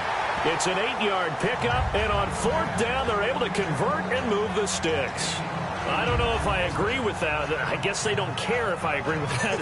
But, boy, you have to be surprised by that, right? I definitely was surprised that they decided to go for it in this situation. But they must have either felt like they either had a great play call on or they're trying to show extreme confidence.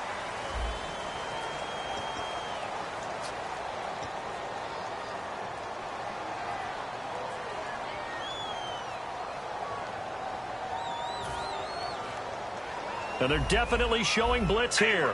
Zebra! All right, here we go. They go play action here on 1st down. Out to the flat. That's complete to his running back.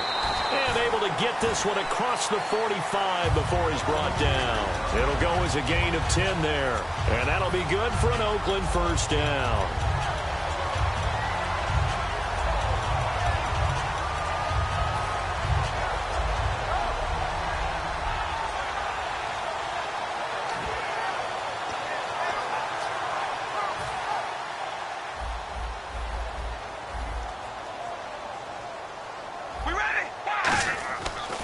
1st and 10. Here's Carr.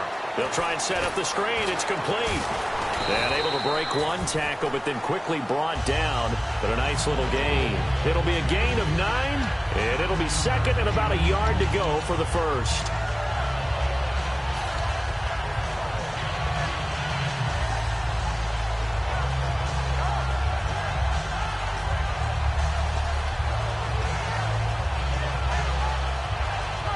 Second down, they need less than a yard to pick up the first. Hey, we go rally. Rally. We ready? Red 18. Red 18.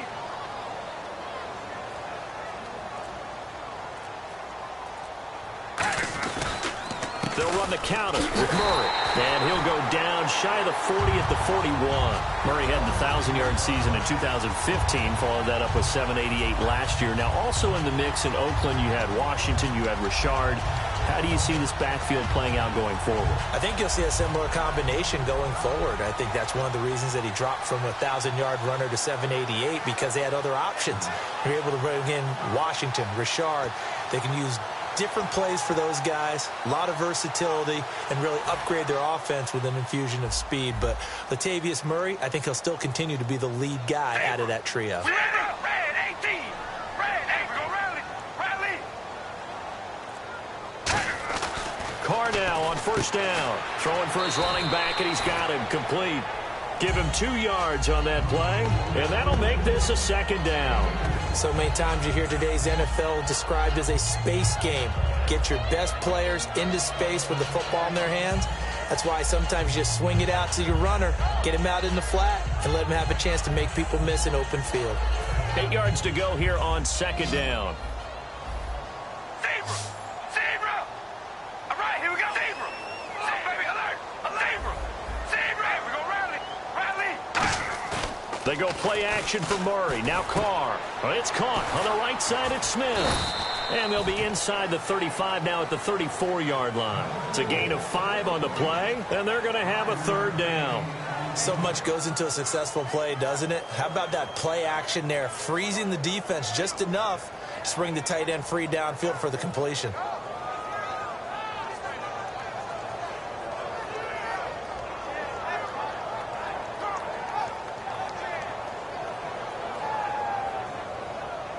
Here comes play number 9 now as they come up on a 3rd and 3.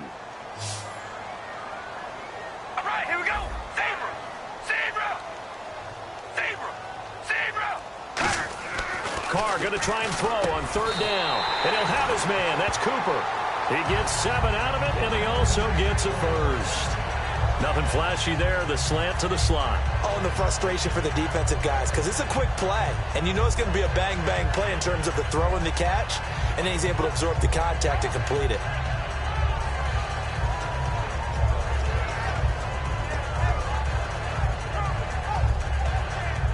And a really long drive here, and it goes on and on. Zebra. Zebra. Here we go. Red 18. First carry here for Taiwan Jones. A gain of 3, 2nd down. Well, not a huge game there as we head towards the 2-minute warning. It'll be interesting to me to see what they decide to do after the timeout.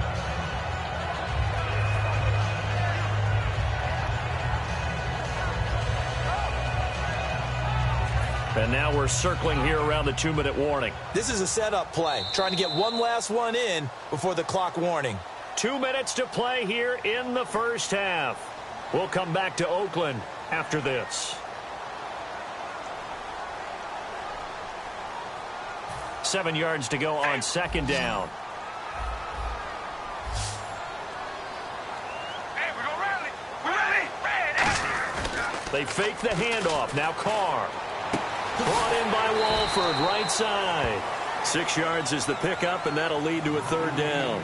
Partner, it's a lot of fun watching the NFL now, isn't it? Because when the big fella runs routes, it used to be when we were kids, he'd run about 3 different routes, and that was it.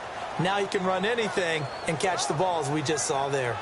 And this seemingly endless drive continues. We ready?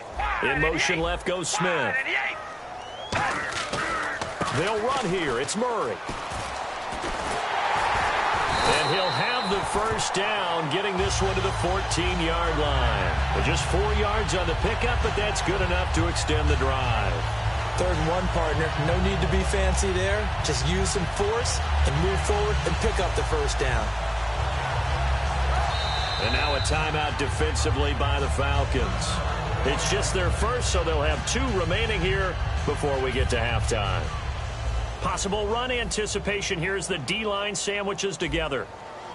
We ready? Wide and yay. The slot man in motion right.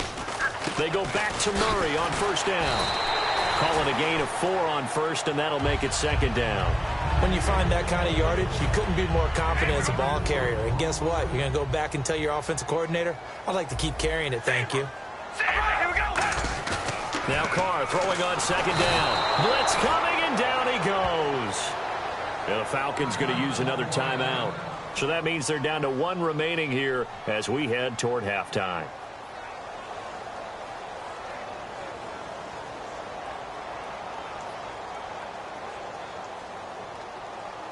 And now the offense gets set for play number 15 on this drive. It has been a long, long stanza for this unit. All right, here we go.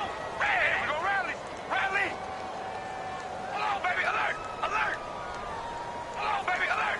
Alert. Hold on, baby. Alert. Alert. On 3rd and long, it's Carr. A hit as he throws there, incomplete. It's a tried and true formula, and I don't think it'll change for as long as we play football.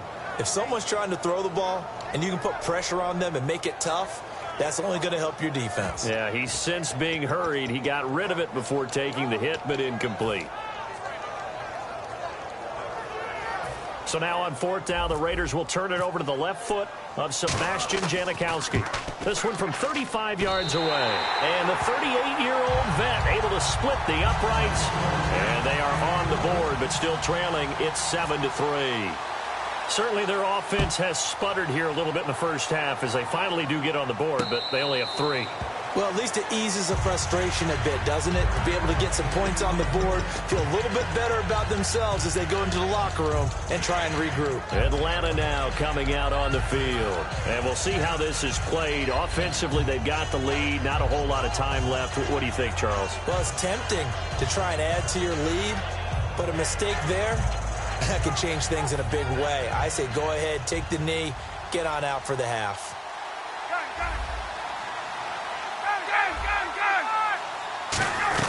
They'll run with Freeman here to begin the drive.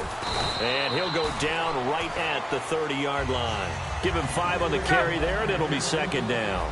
And they're going to speed things up here. And there's a run to be happy with. Good, solid yardage. He'll take that anytime. Nowhere to escape, and he goes down. Khalil Mack. He's the one that got to him. He takes him down for a loss of 9.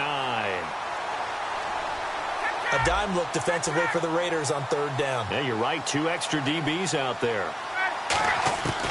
3rd and long. It's Ryan. Finding Gabriel complete. And they're going to get this one all the way out across the 45. So we've hit intermission. It's halftime. This is the NFL, and it's a presentation of EA Sports. Both teams appear ready for the fight ahead, and we resume action here in quarter number 3.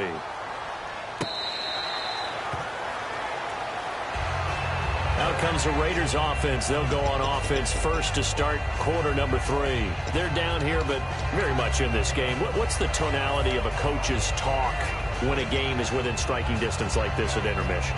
Typically, what they're doing is emphasizing the things that went well in the first half and wanting more of that. Sure, you've got to go over some of the errors and clean up some things because there's a reason you're down. But overall, I think they want to stay positive, stay up with this team. We're just starting the second half, and we've got the football. Let's go ahead and punch it in, and then we'll take it from there. See how that recipe works. Second half starts with a run by Murray. And he's able to plow forward up to about the 29, just shy of the 30. It's a pickup of 4, and it'll bring up 2nd down. It's been a struggle this entire game trying to move the ball on the ground. But every now and then you find a little chink in the armor, and that type of run right there lets them know that they can't stop every single run for almost no gain. Here we go. Again, it's Murray. And he's got some space here. A really nice gain of 25 yards. Sometimes it's hard to believe, but there are times this game is about patience, isn't it? Has had the game he expected, but that run there, that may get him going. I was just going to say, maybe that gives him a little juice, because you're right, he struggled, especially in that first half. Yeah, and I know the great ones always think to themselves, just hang in there. I'm just one big carry away from busting this open. That's a good start for him.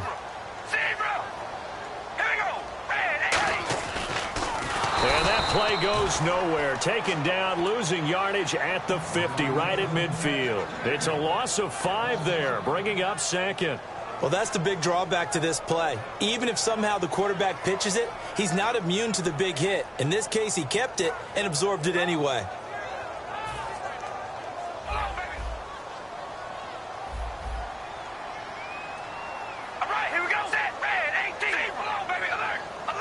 Murray, the lone setback.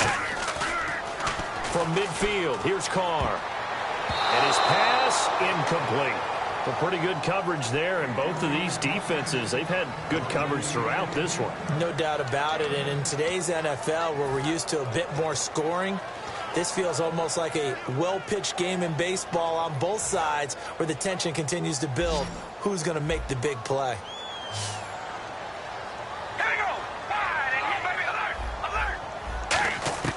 From the gun now on third down, Carr. It finds Crabtree for the completion.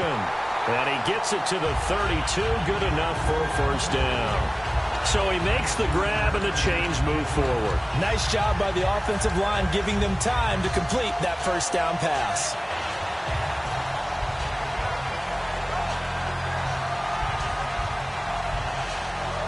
Fresh set of downs here. Shift together here from the D-line. Back to the ground game. Here's Murray. And he's going to take this one down to the 25. It's a 7-yard carry to set them up with a 2nd and 3. Playing as a 3-4 front is really challenging for offensive linemen because they can do so many different things. But when you're running the football, if you can handle the nose tackle up front, and then maybe a guard can slide up to the 2nd level and block a linebacker, that's when you have success running the football. On 2nd down, here's Carr. And he'll hit the slant route. That's caught by Cooper. And he'll be brought down inside the 20 at the 19. They get 5 out of that one, and it moves the chains. What terrifies defenses when they see slant routes thrown is that the receiver is on the move, and oftentimes he catches it and gets upfield. Does a really nice job rallying to him and stopping him for a minimal gain.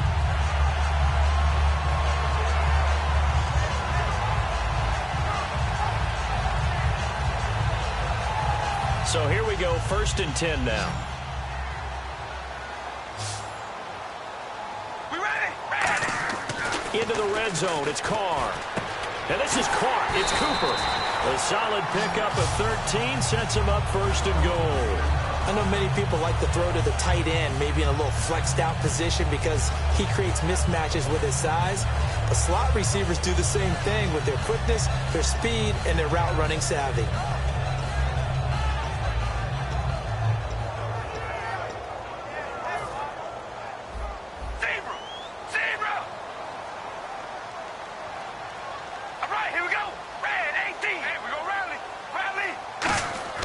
To throw his Carr.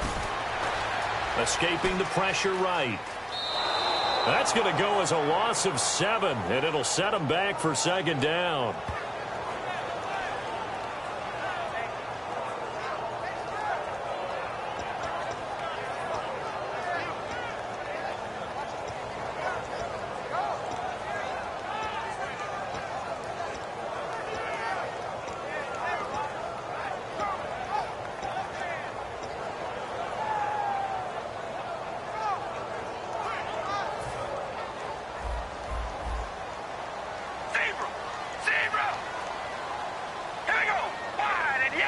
Cooper, the man in motion right.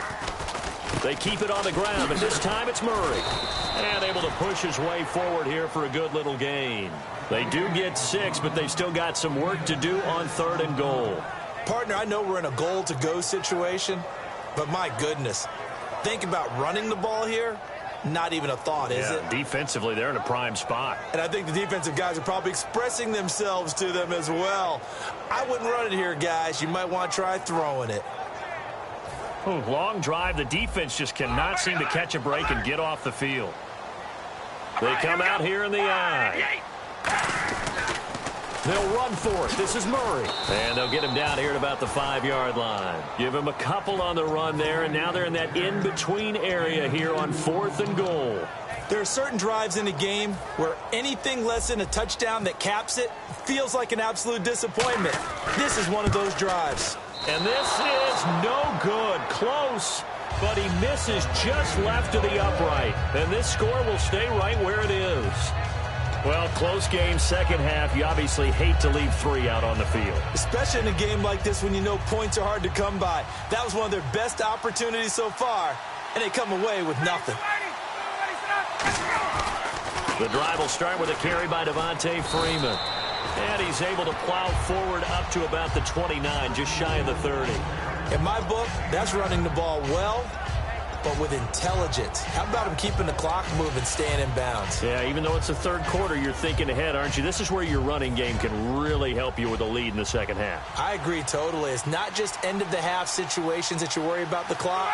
It's throughout the game. And with a lead, stay in bounds. Make them fight harder to try and catch you. It's an 8-yard pickup and leads to a new set of downs. And teams have a tough time running the ball as this one has throughout this game. It's so easy to just say, forget it, let's throw the football. But that's exactly why you stay with the running game. Eventually, you stick with it, you make some adjustments. You often find ways to run the ball better as the game goes on. Back now in the East Bay. It's the Falcons. They've got the football, they've got the lead as we get set to start the fourth.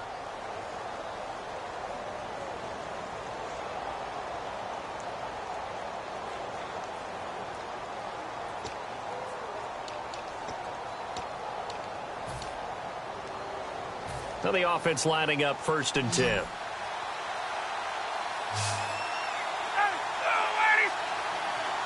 The wide receiver moving to a new spot.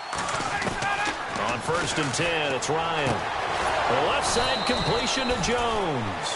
It's a gain of 14 there, and it'll be 1st down Atlanta. Offense comes to the line now, 1st and 10. On the counter, Devontae Freeman. And he's going to be met at the line of scrimmage and taken down.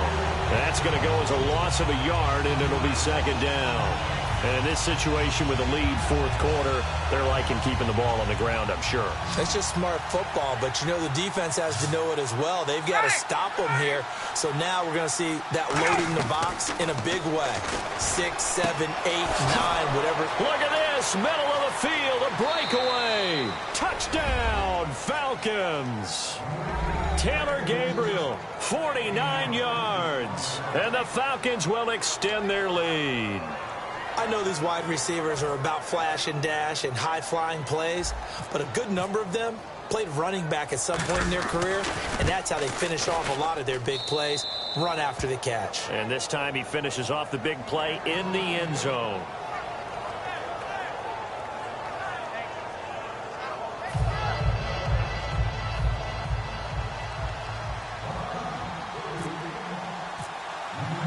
Now after the touchdown, it's Bosher to kick it away. That'll be taken in the end zone. And in the end, the decision to bring it out costs him a few yards as he's out of bounds just past the 20. And now Oakland ready to take the field.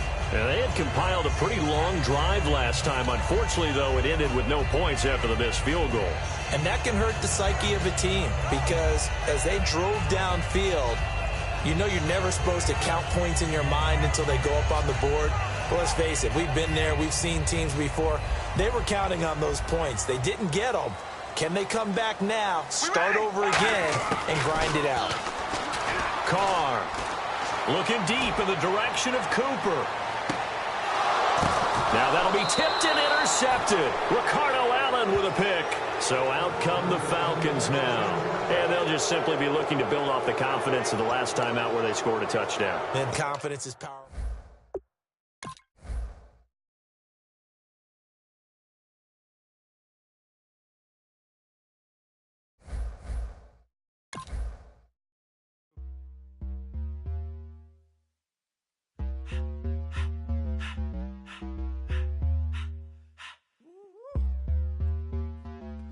in my face, you're not from the clique.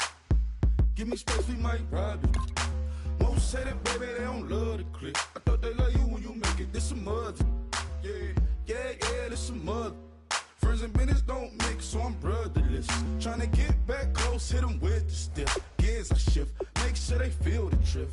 Just caught the Benz, with the tint. You should know, cause in every song I said, yeah, in every song I said, I'm just proud of my accomplishments. I'm a 400, I don't care at all. Have a head on. Heard you talking about I'm real, I'm fraud. Your kids and broad ain't straight, you shouldn't care at all. Please tell me why you always leave. Why you what? Please tell me why you always leave. Please tell me why you always leave. Why you what? Please tell me why you always leave. Please tell me why you always leave. Why you what? Please tell me why you always leave. Please tell me why you always leave. Why you what? Please tell me why you always leave. Yeah, 104 times how it go down. Slaps on deck for the whole town. On mamas, man, I did it with my own sound. And I got my own city that I hold down. Just admit it already. You got plans to do it, boy, we did it already. Got a couple DMs, I done slid in already. Gotta ask YG if he hit it already. Yeah, I'm a star like Moesha's. Running up the numbers like Aisha's. Yeah, I be sliding, I be creeping. Girls these days, they just don't know how to keep it. But I got it all handled. They try to box me and I got my own angles, yeah. I'ma spend the summer getting to the cake and I'ma wishing wood on every candle. I'm like, please tell me why you always leave. Why you what? Please tell me why you always leave. Please tell me why you always leave. Why you what? Please tell me why you always leave. Please tell me why you always leave. Why you what? Please tell me why you always leave. Please tell me why you always leave. Why you what? Please tell me why you always leave. If you ain't know me, bet you know now. Juicy came through with the verse for me both times. In Pot Town, that's automatic, hold down. What's that? Ask no question, just hold it down. Why you hating on the progress? I'm a humble, I don't even pause what I do. I just drive the Maybach through the projects. And still brazy, I ain't even drive shit. Hate from a distance, please don't try me. Cause we'll turn it up on anybody. I see why they don't like me. Yelling out 400, they go too heavy. I'm with the posse back at it. Whoa. That mean come on, go on platinum. Whoa. That mean I got a Kindle in my mattress. Oh, I got the BD back bragging. Please tell me why you always leave. Why you what? Please tell me why you always leave. Please tell me why you always leave. Why you what? Please tell me why you always leave. Please tell me why you always leave. Why you what? Please tell me why you always leave. Please tell me why you always leave. Why you what? Please tell me why you always leave.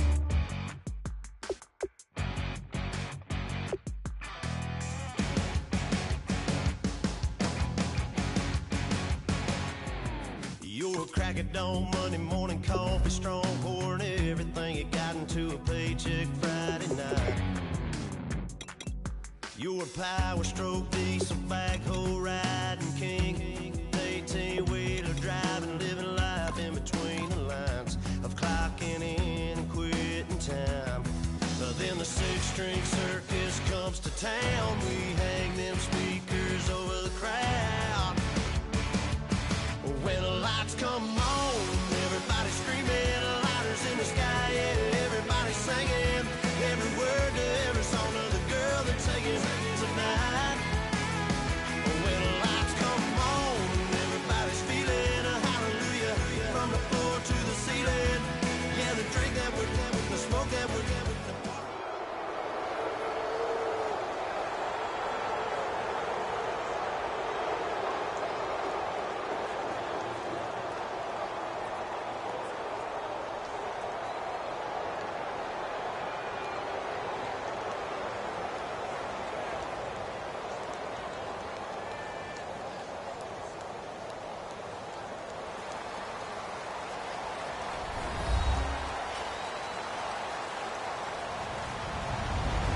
Everybody, I'm Larry Ridley, and this is the NFL on EA Sports. Tonight's matchup features two quarterbacks who will be trying to lead their team to victory. It's Smith's Chiefs going up against Ryan's Falcons. So with that, we'll send you out to the Georgia Dome in Atlanta, home of the Dirty Birds. where we bring in the two men who will call the action. That's Brandon Godden and Charles Davis. Gentlemen. Larry, we are just off of Centennial Olympic Park Drive at the home of the Falcons since 1992. It's the Georgia Dome here in downtown Atlanta. Coming up, we've got a good matchup on tap between the Kansas City Chiefs and the Atlanta Falcons.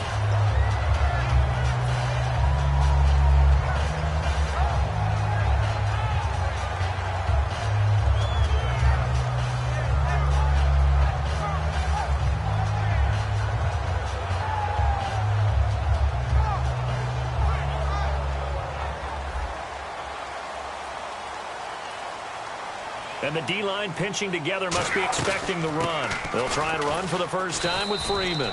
Just a yard on the pickup there, and it'll bring up a 2nd and 9. And a lot of the weight of this offense falls on the shoulders of the running back. That's because the offense knows if they give him any openings, any opportunities, he can turn it into a big play at any time.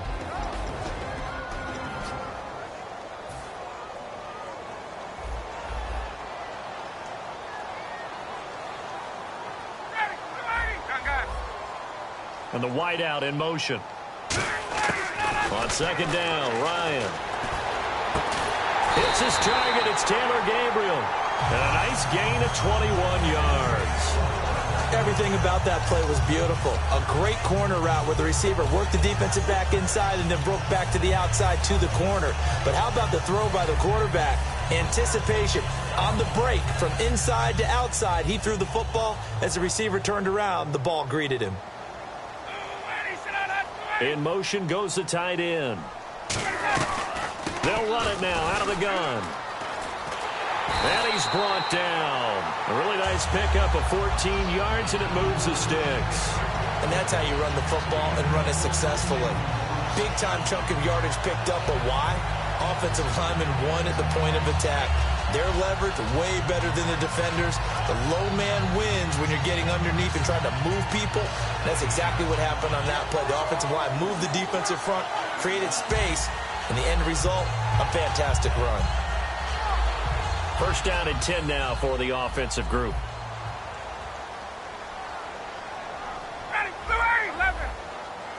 In motion, the tight end.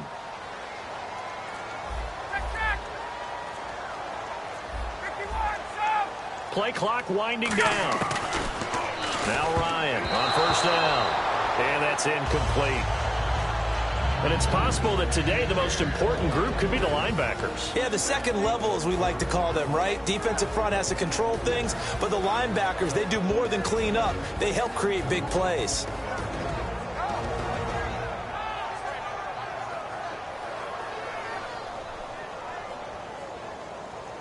Second down now after the incompletion.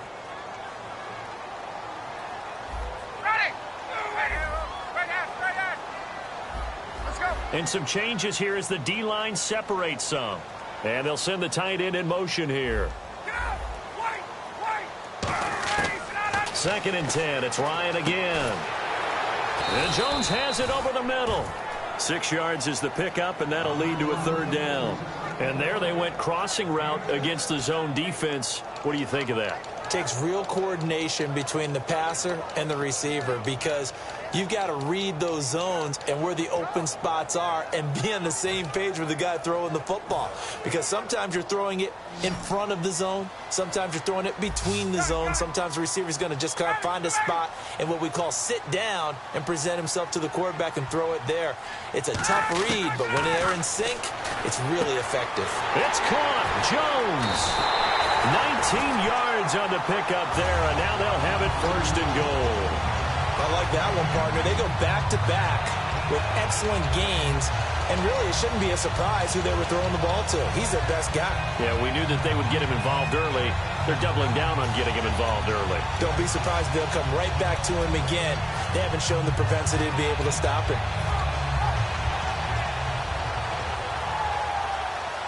So the offense has it 1st and 10.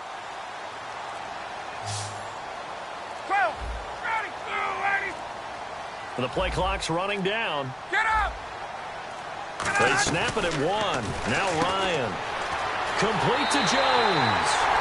And he'll take it into the end zone. Touchdown, Atlanta. Julio Jones from 10 yards out. And the Falcons take it all the way down the field and score on the opening drive.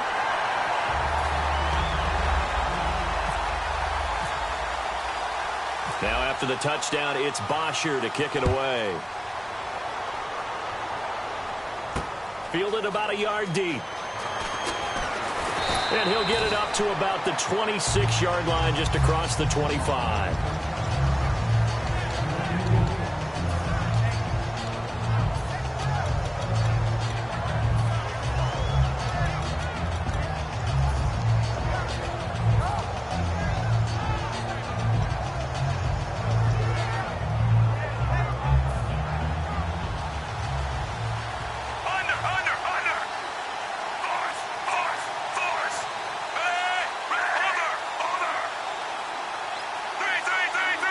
In motion, Hill. On first down, Smith. It's complete to Chris Conley. And he gets this one just shy of the 40. They'll mark him down at the 39. Set, move, 45. Under. On first down, it's Smith. Looking deep downfield.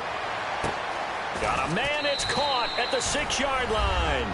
And all the way in for a Kansas City touchdown. Tyreek Hill, 61 yards. And the Chiefs are an extra point away from tying up this football game.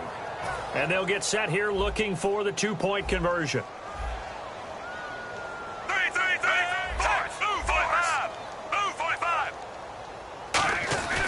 They'll let Charles try and get him in.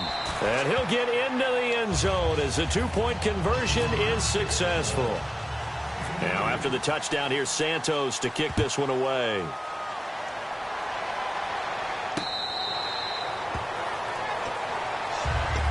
Atlanta now coming out on the field. And they'll be looking to build off of a nice drive last time, a drive that really relied on the quarterback.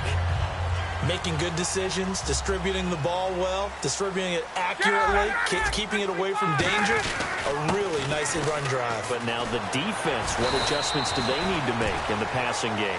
Pass rush, pass rush, pass rush. Whether it's the guys up front or maybe you bring additional guys, but you've got to disrupt the timing of them throwing the football. We'll see if they can disrupt it here. On second down, Freeman. And he'll get up to the 43-yard line. It goes as a gain of 8. It moves the chains. Second and inches is oftentimes an invitation for an offense coordinator to take a big shot downfield because he feels like he can come back on third down and pick up the first down. But sometimes you just don't want to break tendency. Stay with what you are, stay with who you know, and go get the first down. That's exactly what they did. Time running out here on the play clock. Ryan on the handoff. It's Freeman.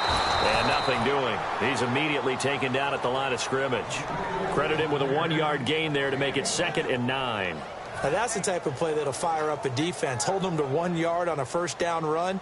It'll be interesting to see if the offense decides to press the run at all or if they'll abandon it now after gaining only 1 on that play. Here's Ryan to throw. Oh, he's got a man wide open, complete. And a nice little pass and catch there on the corner route. Set up very well by the receiver with a head and shoulder fake inside before he comes back downhill to his quarterback. Alongside Charles Davis, Brandon Gaudin, it's the Falcons in possession to begin quarter number 2. And they're on the move here. They've got it 1st and 10.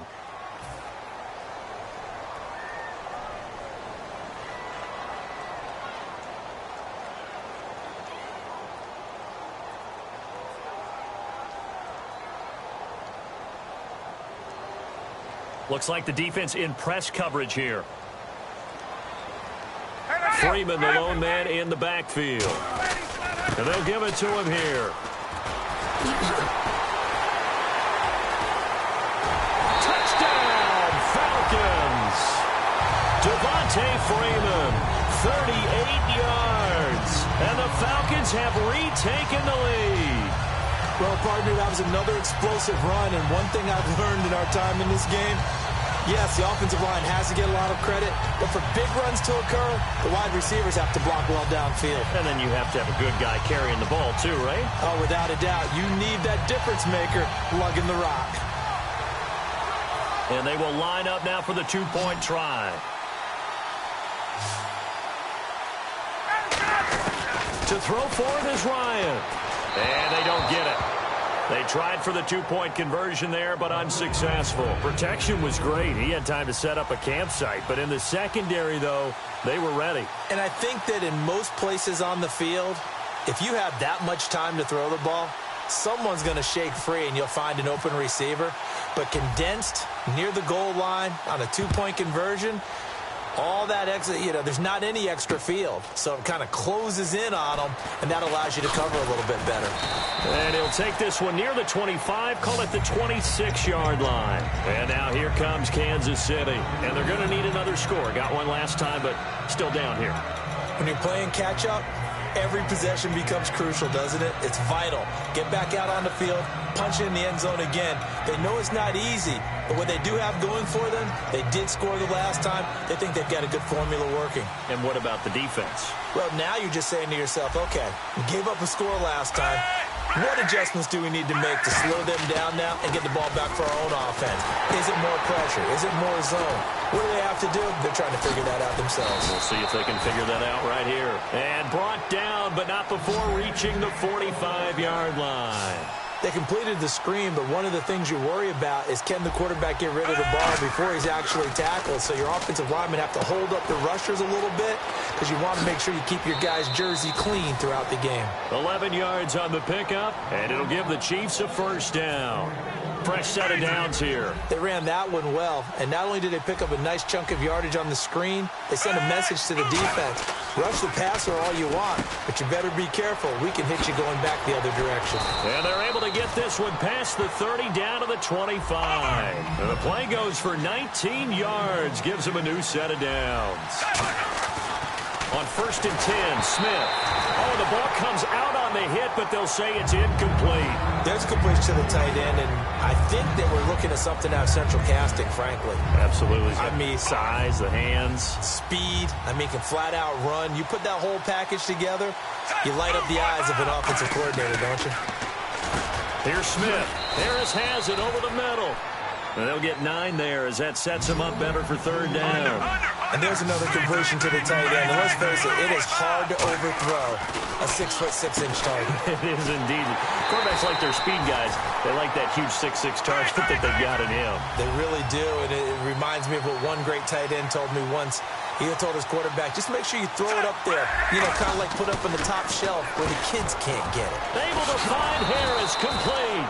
And he gets the first down yardage he needs before he's brought down at the 6. Well, the field goal attempt was well in hand. They had that, but they decided to go for it anyway. Extreme confidence, it looks like. Yeah, but I bet the defense is going to remember this one, right? They kind of rubbed their nose in it. After all the preparation, all the practice, a play like that will absolutely break your heart. They had everything they wanted, just unable to complete it. In the end zone, a big-time drop.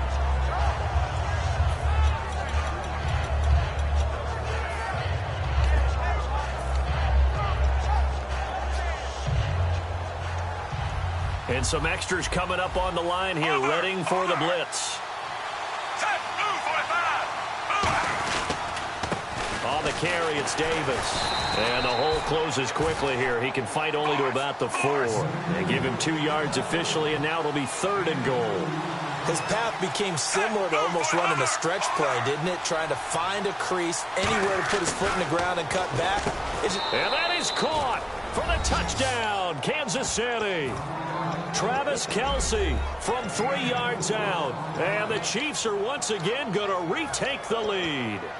So on 3rd and medium, they dial up the pass, and it works to hit the end zone. And it's really not a surprise to me. That's a throwing down in the NFL because of how tough it is to run the football. But what offenses like to do is still show run formations to make them respect it and throw out of those. In this case, they took a nice shot at the end zone and made it pay off. Yeah, here now come the Falcons. And it's a unit last drive that did it all on the ground, Charles. and they controlled it from the interior, big on big, right? Offensive lineman versus defensive lineman. But, in order to keep the football moving downfield, other people have to get involved as well. Your wide receivers, your tight ends, lead runners, anything that you have possible to get in front and keep the ball moving. And now the defense may be looking out for a pass coming up.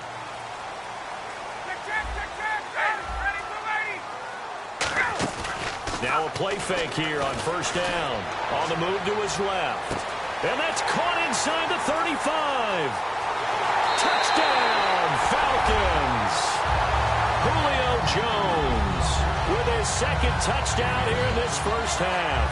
And the Falcons have once again taken the lead. Now he's having a nice little first half for your partner.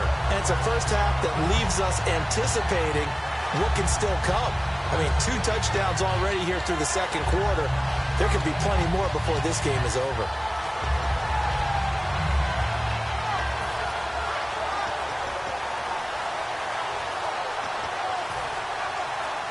Here's Bryant for the extra point. They'll need to get the play off quickly. And the lead is up to 5.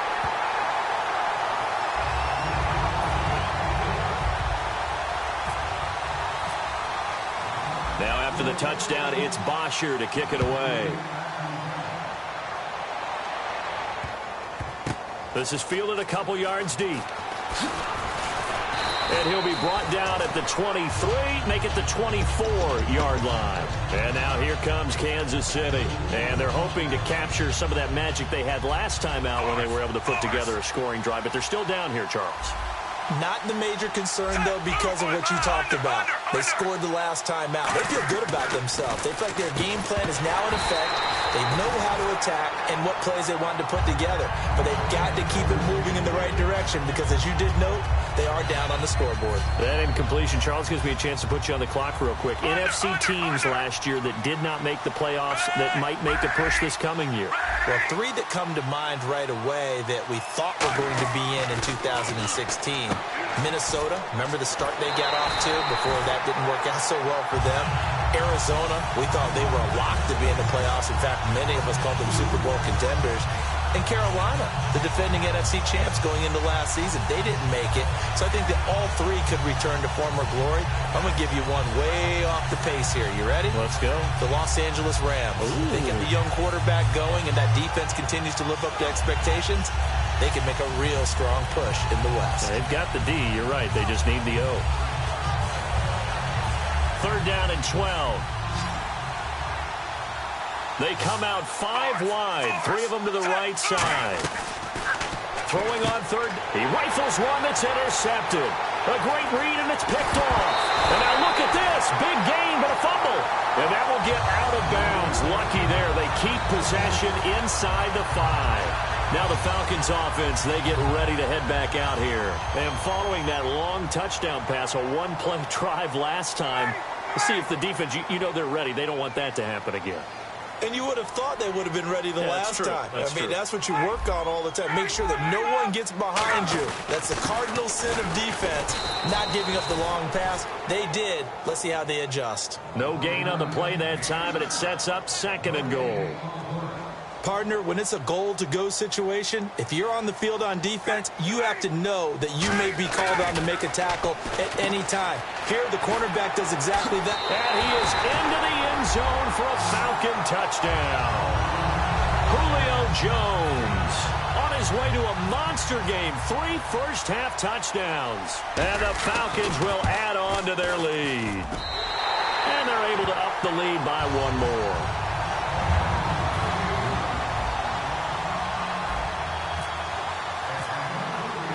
Now after the touchdown, it's Bosher to kick it away. And they will not get a chance to return this one as it's through the end zone for a touchback. And out come the Chiefs now.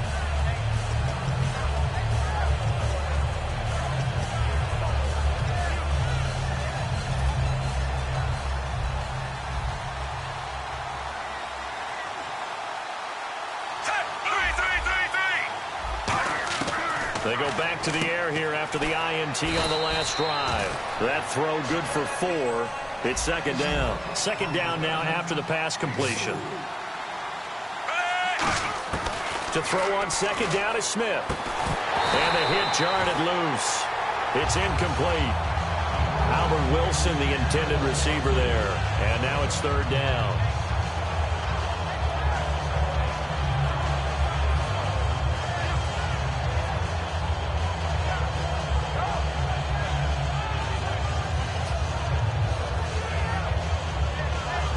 Third down here for the offense after the incomplete pass.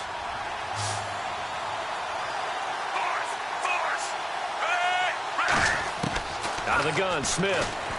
Forced out to his left. Now he's going to let it go deep. Well, this is taken in. It's complete. And he's going to get this all the way down inside the 35. Well, we know he's got the speed there. He needed the speed and the hands. A great catch. And because of that speed, you have to respect it as a defender. So you have to either play off or make sure you're somehow in contact with him. And he's able to do exactly what you said. Use the speed to his advantage and go up and get the football. That's a big-time play right there.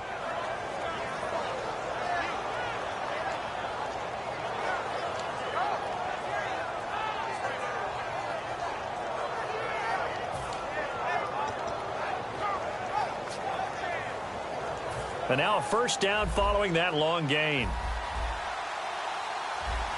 We'll see Kelsey in the slot to the left. They run it. It's Charles. And they'll get him down here at about the 5-yard line. That gets him 3 yards closer here as it brings up second and goal. Well, it's been the air game that's taken them down on this drive before they finally turned around and handed it off on the last play. And now they're looking for the big boys to get him in the end zone. Couldn't do it there. It'll be interesting to see. Offensive lines had to pass block a lot on this drive. Will they be able to revert and fire out and create some space in the run game?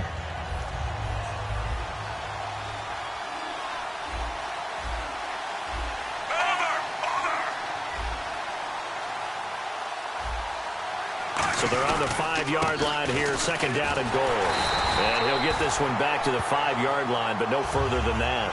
No gain on the play there. They're going to need to come up with something better here on third and goal. They're going to run with Charles. And he's going to take it into the end zone for a Chiefs touchdown. Jamal Charles taking it in from 4 yards out. And the Chiefs are able to get this back within a touchdown. Well, they decided to run it in and got it done on third and goal. A lot of times that's a passing play. And the kicker, this has to come out for the PAT. He can breathe a sigh of relief as well, right? Although I don't know if he's really breathing a sigh of relief. I think he likes to put 3 points on his ledger. So they're going to go for 2.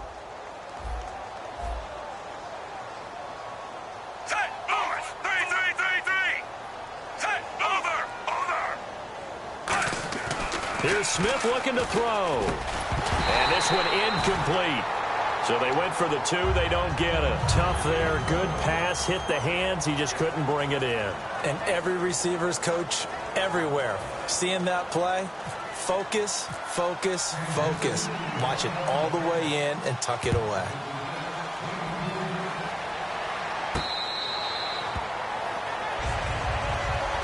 Atlanta now coming out on the field.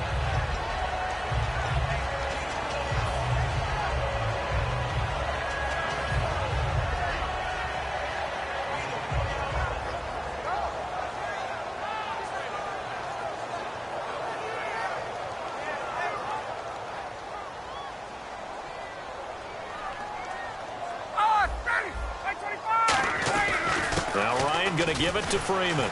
And he's brought down, getting this one up to about the 35. A nice pickup there, 10 yards, and it'll move the sticks. So the run moves the chains, and here we go on first down. Freeman again, a first down carry. And some space here. Cuts left. Devontae Freeman, they're not going to get him. A big play there just before halftime. 62 yards. Now here's a defensive timeout called by the Chiefs. It's just their first, so they'll have 2 remaining here before we get to halftime.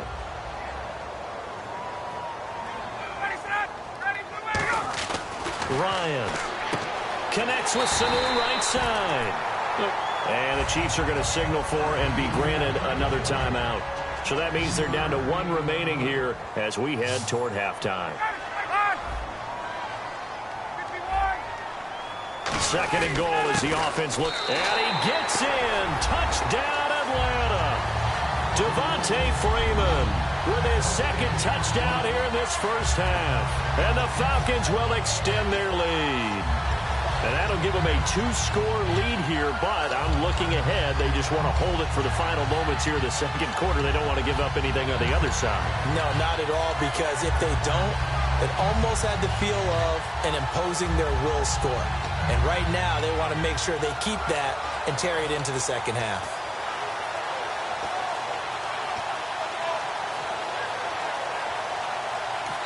And with a play clock at 3, we'll get a signal and a timeout on the whistle. It's just their first, so they'll have 2 remaining here before we get to halftime.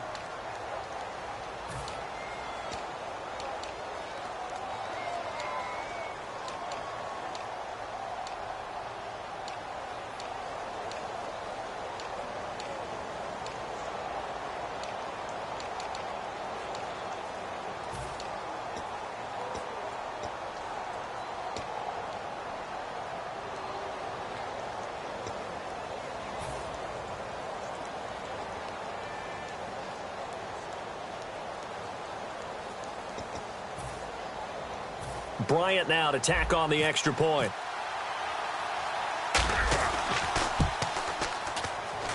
And the lead is now 13.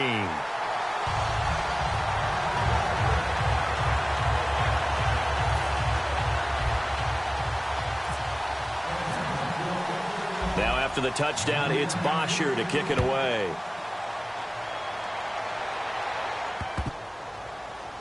This will be taken to the back of the end zone. And this will get out of bounds. No worries there, though. That still goes as a touchback. And the Chiefs now getting set to go. And what do you think goes on here in this situation? If you got the football, you're trailing, you're back in your own territory with just a little time. Do you try something? You're thinking about jump-starting your team, right? You just mentioned it. They're down. They're trying to get back into the game. But you got to figure if something goes wrong, you may have put yourself in a spot where you may not be able to come back in the second half. Managing risk is a big decision here. Now Smith, wide open receiver complete. And he'll be taken down, but not before he gets into enemy territory. So in the second quarter, he's already up over 100 yards receiving now. And isn't 100 the magic number for a really good game for a receiver? So you got a chance to really shatter that and have a profound effect on this game. 17 yards on the pickup there. The drive will continue. It's a first down. And now they're in the hurry-up. And now the clock will stop as he's able to get up and spike it here.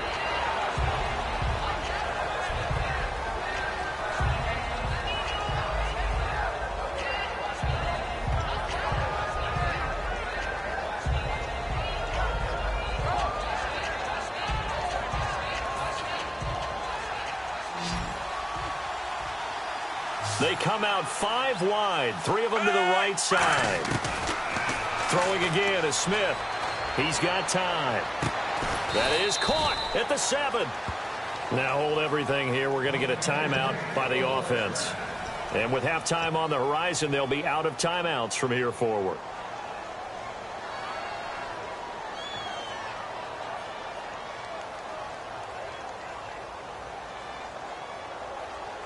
Field goal unit not out there. They want 6 before halftime. Under. Say over.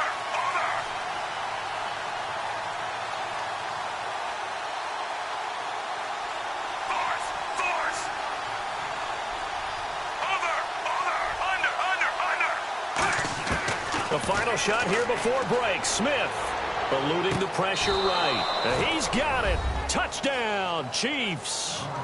Tyreek Hill as time expires in the first half. And the Chiefs are able to get this back within a touchdown. And here on the road, that could be a huge score for their morale in the second half. Every team has confidence going into the start of games. but sometimes you get it rocked a little bit, and this certainly applies here for them. But guess what? Just what you said, this touchdown can give them their belief back that they can win in the second half.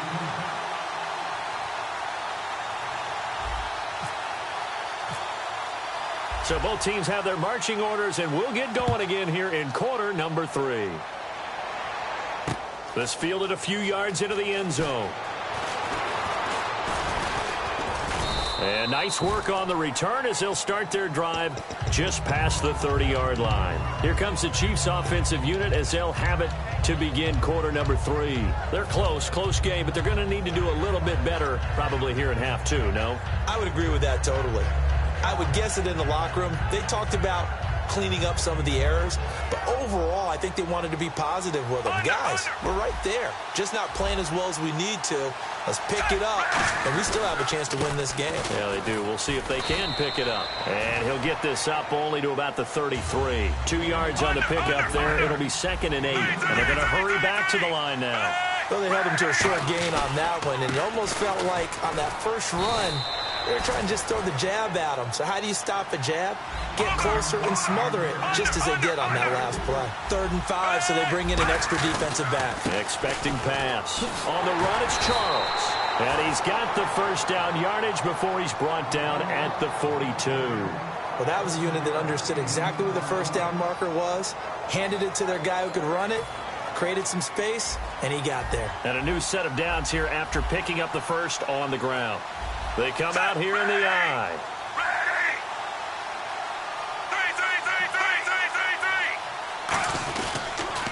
They'll run with Davis.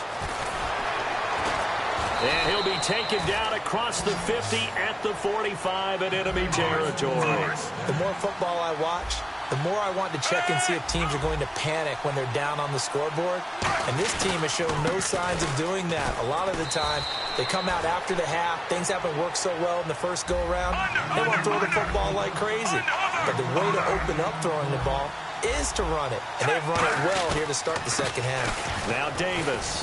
And he's going to fight his way forward here for a modest gain.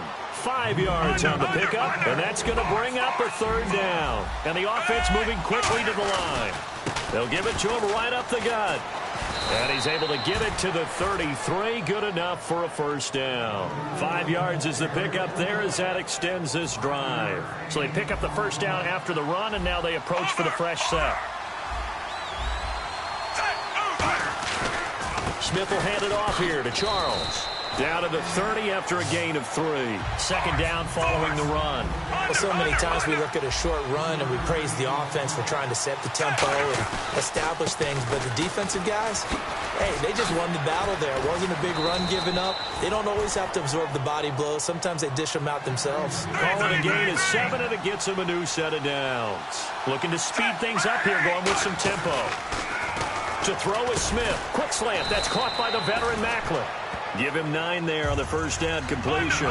Charles on the slant. You always need good ball placement. They got it there. Brandon, the quarterback, put it in the exact perfect spot, right to the upfield shoulder of the receiver, and he used his body to keep the defender away. This is Charles. And he's brought down just outside of the 10 at the 11. 3 yards there, good enough to keep the drive moving. It's nice every now and then in this game not to see people overthink it. Just hand it to the old reliable guy. Let him pick up the first down.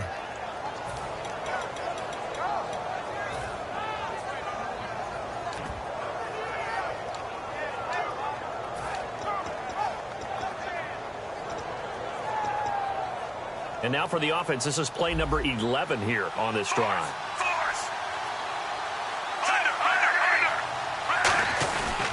Here's Davis now. And he's able to find some room as they get him down after a good run. 9 yards is the pickup there, and they'll have a 2nd and 1. And now it looks like they're going to be in the hurry-up.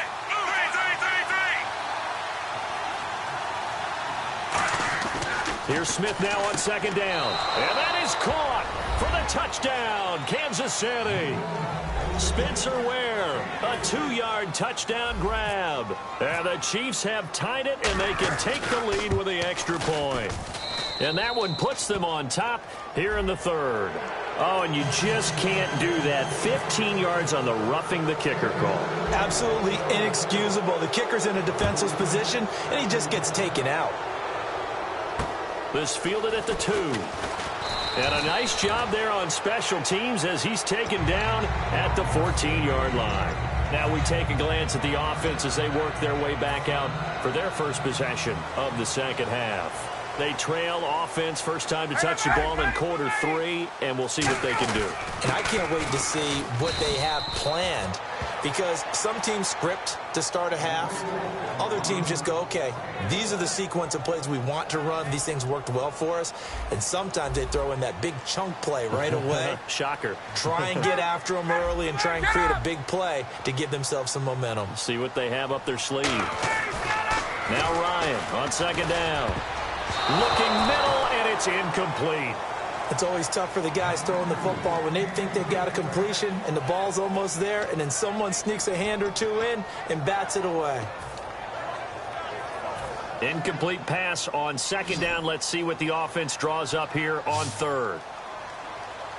They'll come out in the pistol, and he motions the wide receiver. On third down, Ryan.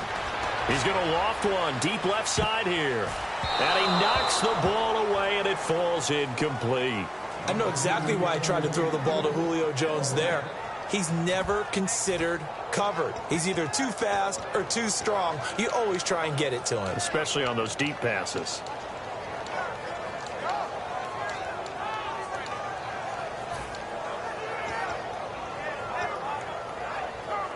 And a tough ask here. They're going to go for it on 4th down and 9. And the tight end goes in motion left. Play clock winding down. Here we go on 4th down with Ryan. Finding Gabriel complete. That'll be a gain of 15 yards. And they're able to pick up the conversion here on 4th down. Both sides were holding their breath there on that 4th down play, and the offense can breathe a sigh of relief. And both knew exactly where the first down markers were. You know the defense is trying to guard those sticks and try and keep people in front, but somehow, some way, those guys found a way to pick it up. 5 yards on the carry. Good pickup on 1st down. And he continues to pile up the yardage. That puts him over $150 now. And this defense has really had its problems trying to keep him contained.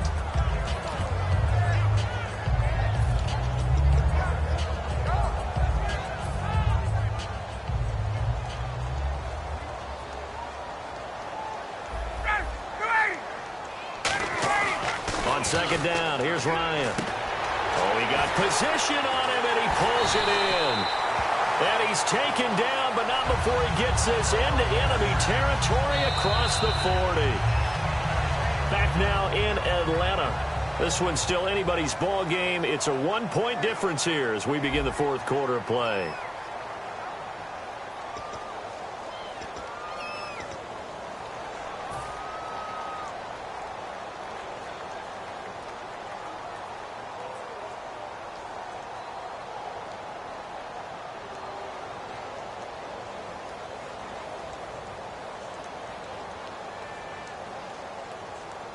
So here we go, 1st and 10 now. Possible run anticipation. Here's the D-line sandwiches together. Now Ryan on 1st down. Into a double team, and it's intercepted. Picked off by the free safety, Eric Berry. And the return stops at the 39-yard line. The Chiefs offense now making their way back onto the field. And that last drive, it was all about the ground game, ground and pound. And I don't care how we're playing the game. These days, offensive linemen still want to fire out and smack the guy opposite them and move the football on the ground. They feel better about that. That's what they want to do. That's how they want to play, and that's how they got it done. Yeah, they got it for a touchdown last drive. Let's see what happens here. They'll try to eat some clock now with Charles. And he'll get this up past the 45 to the 47. A good run there on 1st down, and it'll leave them with a 2nd and 2. Well, they'll take that every time with a lead. 1st down, 4th quarter, getting 8 yards. You love that. They will take it, and you have to ask the defensive guys, why did you give it? I mean, you know the situation. You're down, have to stop them, have to get the football back. But 8 yards on first down puts them back on their heels.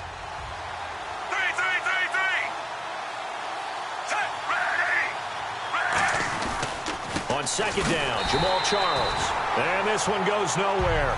Losing yardage on the play back at the 46. And they'll lose a yard that time, and that's going to lead to a third down. Charles. And he's got the first down yardage before being taken down at midfield. A gain of 4 that time as the drive continues. Now that's the way to do it. Hand it to someone with vision and good footwork, and add in a little bit of power, and you find a way to pick up first downs.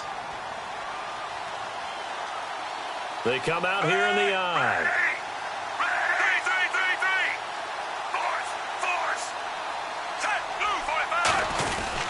The first down carry here for Charles. And he is met at the line of scrimmage, and he goes down right there. It's a loss of a yard there, and now second down. The fourth quarter here, they've got the lead. They want to keep it on the ground. That's what they're doing. Smart football. Keep the clock grinding. Keep it going.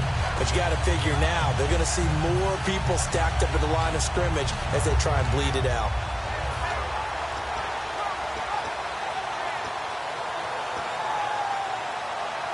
And the offense behind the chains here, a touch on 2nd and 11.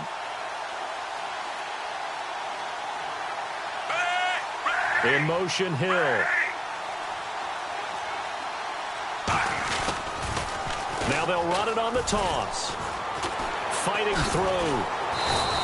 8 yards there on the carry, and now they're left with a much more manageable 3rd and 3. I know the toss play begins with the guy taking the snap and turning around and tossing it to the runner.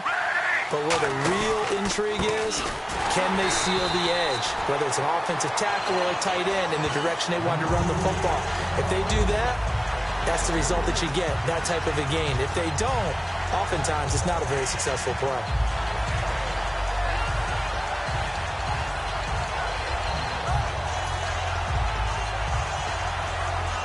They'll break the huddle here and go for it. This is 4th down.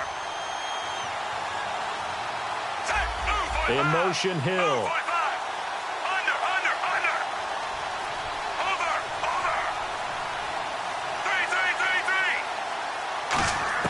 Here we go on 4th. Smith. And that is incomplete. Boy, it looked like he had it and dropped it. And the Falcons defense stands tall. They'll get the football back. Now the Falcons offense gets ready to head back onto the field. Looked like they had something going last drive.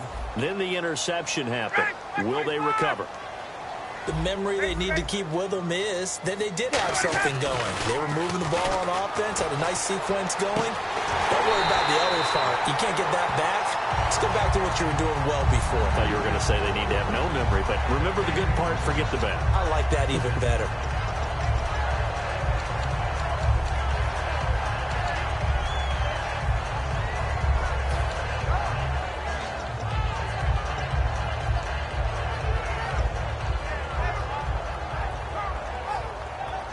And, of course, the quarterback in this situation, he's realizing time is becoming a factor.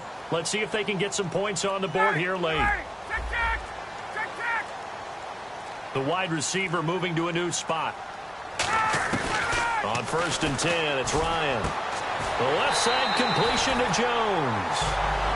Now here's a defensive timeout called by the Chiefs. It's just their first. They'll be down to 2 remaining as we step aside here in the 4th quarter.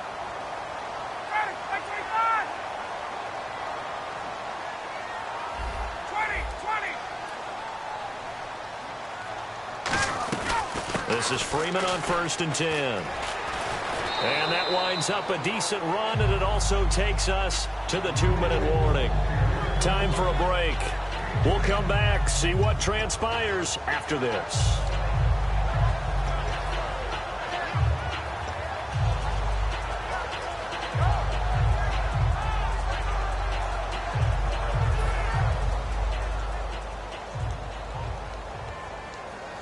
Freeman, the lone man in the backfield. Get up! Now they'll run it on the toss. And he will take it in for a Falcon touchdown. Devontae Freeman, a 5-yard touchdown run. And the Falcons have taken the lead here in the fourth. So a big play coming for the Falcons as they'll go for 2.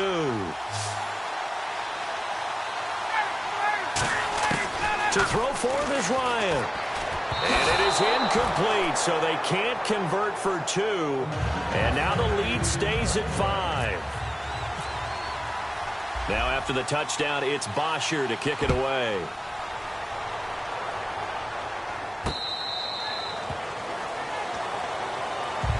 So now here are the Chiefs as their offense makes their way back out onto the field. And last time out, went for it on 4th down, turned it over, gave them great field position, turned it to 6 points, so they've got to recover here, Charles. It's amazing what one decision can do in the chain of events, right?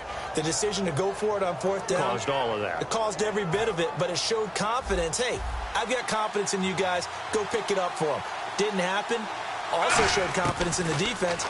They didn't pick up their end of the bargain, so now they've got to come back out and start over and rebuild that confidence. He was trying to get it off to Jamal Charles there, and it's 2nd down. And that one was knocked away, and I think the defenders are going to be a little upset with themselves. They made the play on the football, but that one felt like a forced pass by the quarterback. Thought he had someone open. He really wasn't. Maybe an example of having too much confidence in his receiver that no matter what, I'm going to throw it to him. And that was a play made by the defense, and it could have been a bigger one. Over the middle and into the hands of his receiver, Macklin. A good pick up there of 20 yards. And with that last play, he's now up over that 300-yard mark. And in today's NFL, it almost feels routine. And I hate that when you talk about a 300-yard passing game. To me, 300 yards still signifies excellence, and he's achieved that in this performance. They'll look to throw. Caught here by Conley. And he's brought down. Give him 10 yards on that one, and that'll earn him a fresh set of downs.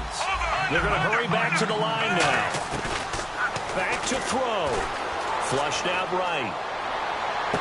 That is caught right at the 10-yard line. And they do get him down, but not before he reaches the 4-yard line. There will always be a place for... And now a timeout defensively by the Falcons. It's just their first. They've got 2 more to use here in the final stages.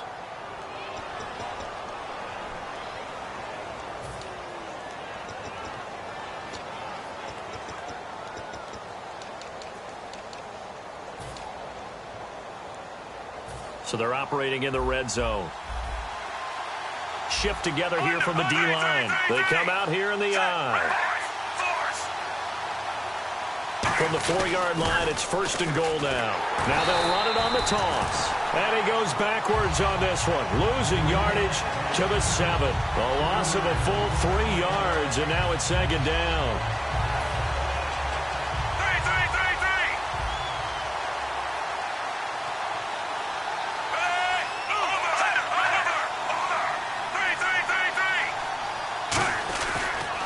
They go again with Davis. And able to push his way. And the Falcons going to use another timeout. That'll leave them with just 1 remaining in this 4th quarter of play. 2 straight shots on the ground. Now on 3rd, do you go to the air? I think the possibility exists, and if you're doing it, you're probably going play action since you ran it twice. But I often think that 2nd down is the time you go play action and throw the ball. I say commit to the run and think about it being 4-down territory. We'll see Kelsey in the slot to the left. Short yardage situation. Here's Charles. And they will stop him after a fairly minimal pickup. Only a yard there, so it brings up 4th and goal. And play is stopped here. Timeout. It's the defense calling the timeout here. It'll be their 3rd and final timeout, so as they talk things over, we'll step aside.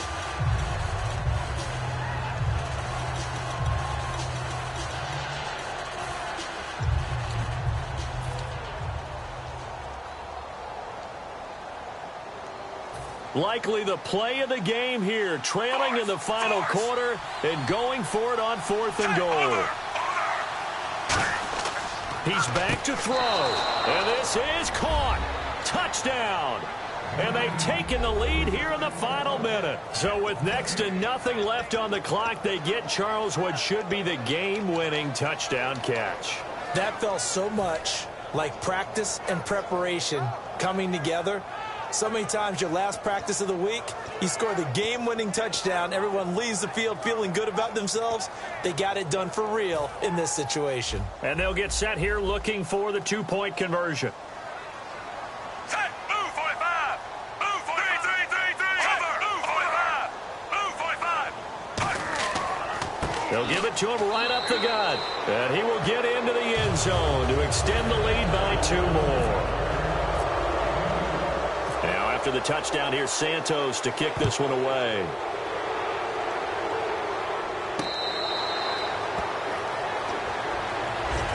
Here comes the Falcon offense now as they get set to take over here. They only need a field goal. Obviously, the clock a huge factor. They'll be watching that. What do they need to do here, Charles? Your sequence of plays has to get you out of bounds. Completions, get out of bounds, gain some yardage.